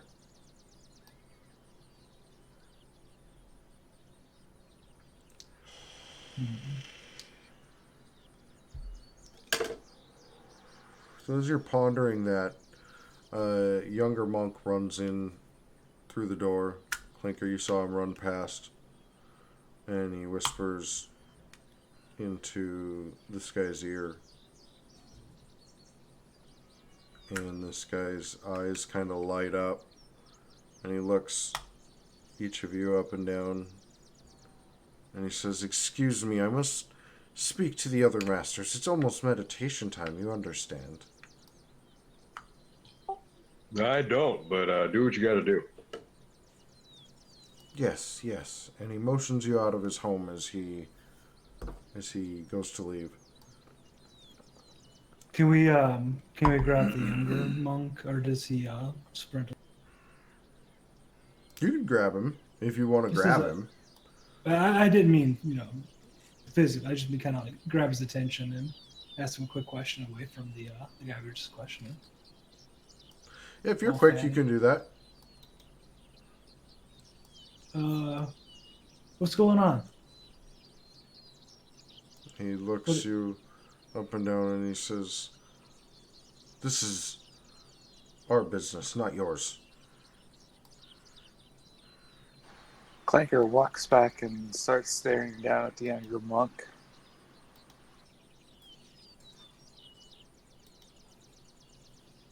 And he just sneers at you when you do, and he says, "Soon enough, beast. Your time will come." And then he turns and he runs off.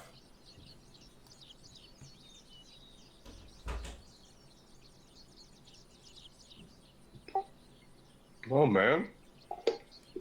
What'd you do to that little kid? He's another one that didn't like him. What did you do to him? What did you do? What happened in front of him? Clanker calls him a stupid bag of bolts. So Clanker called him a stupid meatbag and punched him in the face. I didn't mean for him to spend 4 months in the infirmary, but I just smashed half of his face. It wasn't my fault. Clinker, that's a hard position to defend, my friend. Yeah, man, take credit for your actions. If you messed him up that bad, just friggin' take it. Wear it.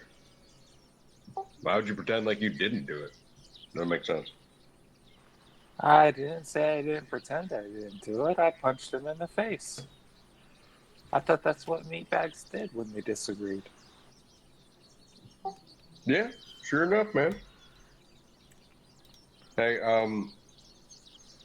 These you guys wouldn't are happen to know focusing on anything else this that murder more Master than I Johnson was expected. up to, you know, Anything else they didn't disagree? Anything else they disagreed about besides just you and your, basic essence as a living thing?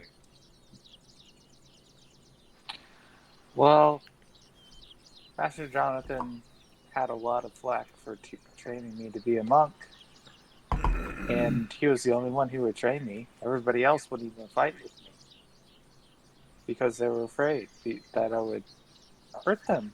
But I tried to pull my blows. I didn't want to squish the meat bags. But I know Master Jonathan traded up at Tarkish, I believe. And Harem's Way, he traded at both of those outside of the monastery to make more money so that the monastery could get the items that they needed. We don't need water. We just need metal and other things. All right. I'm worried about what these monks are up to. I think they're doing some monkey business on us. I think we should track this short.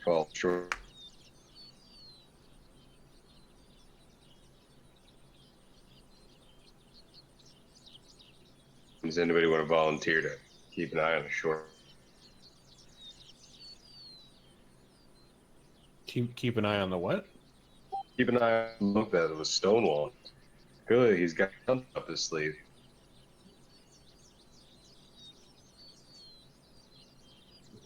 The Luther's neighbor guy. Yeah, what is his name? Evan. Evan? Here, I'll type it. Evan, he's a crazy ass monk. He's tried to kill me several times. But I always use I used to be a mercenary soldier that my master sold out. I think that's how I ended up in the cavern next to the monastery. I'm not sure, but I punched him in the face a couple of times with my Warforged abilities. And Warforged it abilities. collapsed his face in once or twice. He doesn't like me because of that.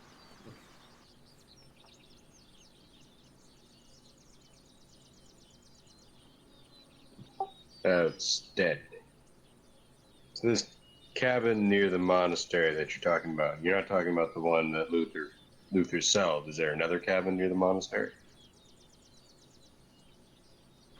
I'm not supposed to show it, but I don't know. Can I trust you guys? I mean, you want Jonathan's killer to be brought to hard, cruel justice, right?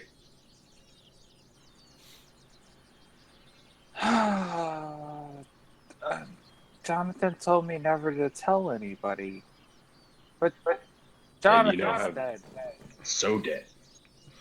So I'll show you Clinker's Cabin.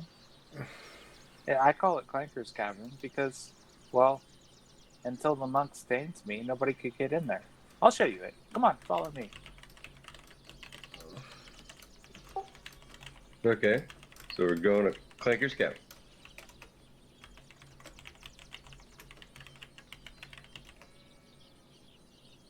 I lead them to the entrance, and I'll let you describe the rest. So this, you guys head down these circular steps. You can tell this is an ancient stone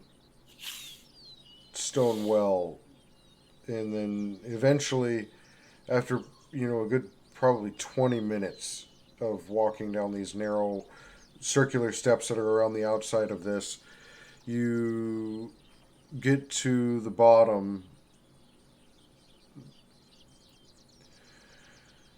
Now it continues a little farther, the well, and there is a bucket with a rope.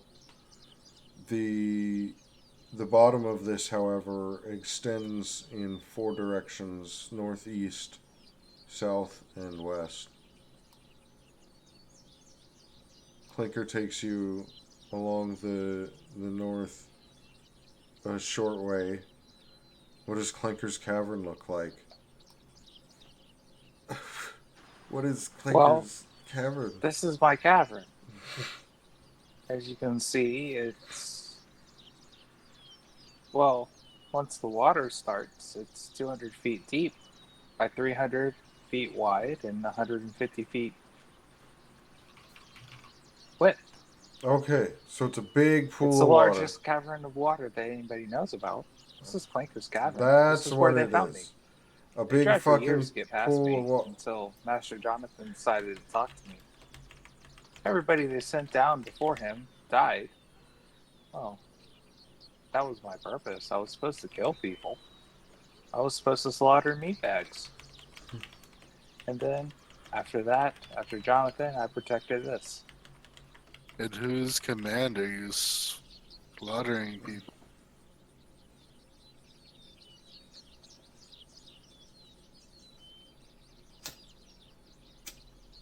Like, who's commanding you to do this killing? You're a robot or a machine, right? Like, I am not a machine. I'm a person. I'm a human. Oh, not a human. I'm a being. I have a soul. My master said to slaughter any meat bags, so I slaughtered meat bags. Until I realized that my original master was dead. It was Jonathan who told me how much time had passed. Turns out that I was down here in the dark, cut off for 700 years. Why else would I be? Well, why else would I be? As far as I know, I'm the only one of my kind left. Okay. At hearing that he was down here that long, and then also just kind of looking at the cavern in general, Gasp goes,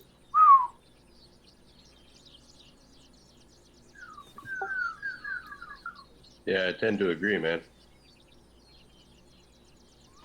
So, I have all this water that I guard. Take your water and lead me to my master's killer. It's up to you. I'll follow you until we find them. I'll kill anybody you tell me to kill. It's up to you. All right, that's cool. We're just begging because, man, you were there, right? You were standing guard while he was killed. What else do you know besides there's gotta be something? What's going on in there, Clanker? Or perhaps we should return back to the main course of the monastery and watch their meditation. Or whatever bullcrap Emmons planning.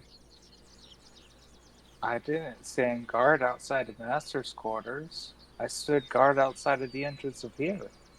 That was my duty. no, but your monk friend said that you stood outside of Jonathan's every evening. No, I He returned did. here He did say after that. every meditation. I Whatever. Fine. stood here. Alright. Jonathan always refused my protection Whatever. Okay. and told me to return here. That's weird. Was there ever anyone actually guarding Jonathan's cell then? Oh, after the first hour of sleep, Jonathan would always tell me to return here. So, no. After the first hour, never. Then you believe it was sometime after that that Jonathan was taken apart. Otherwise, I would have taken whatever it was that took Jonathan apart, or died trying. They could take me limb for limb. Jonathan and Johnny. Well, Johnny. Hello, Johnny. But Jonathan and Johnny are two separate people. I would protect them no matter what.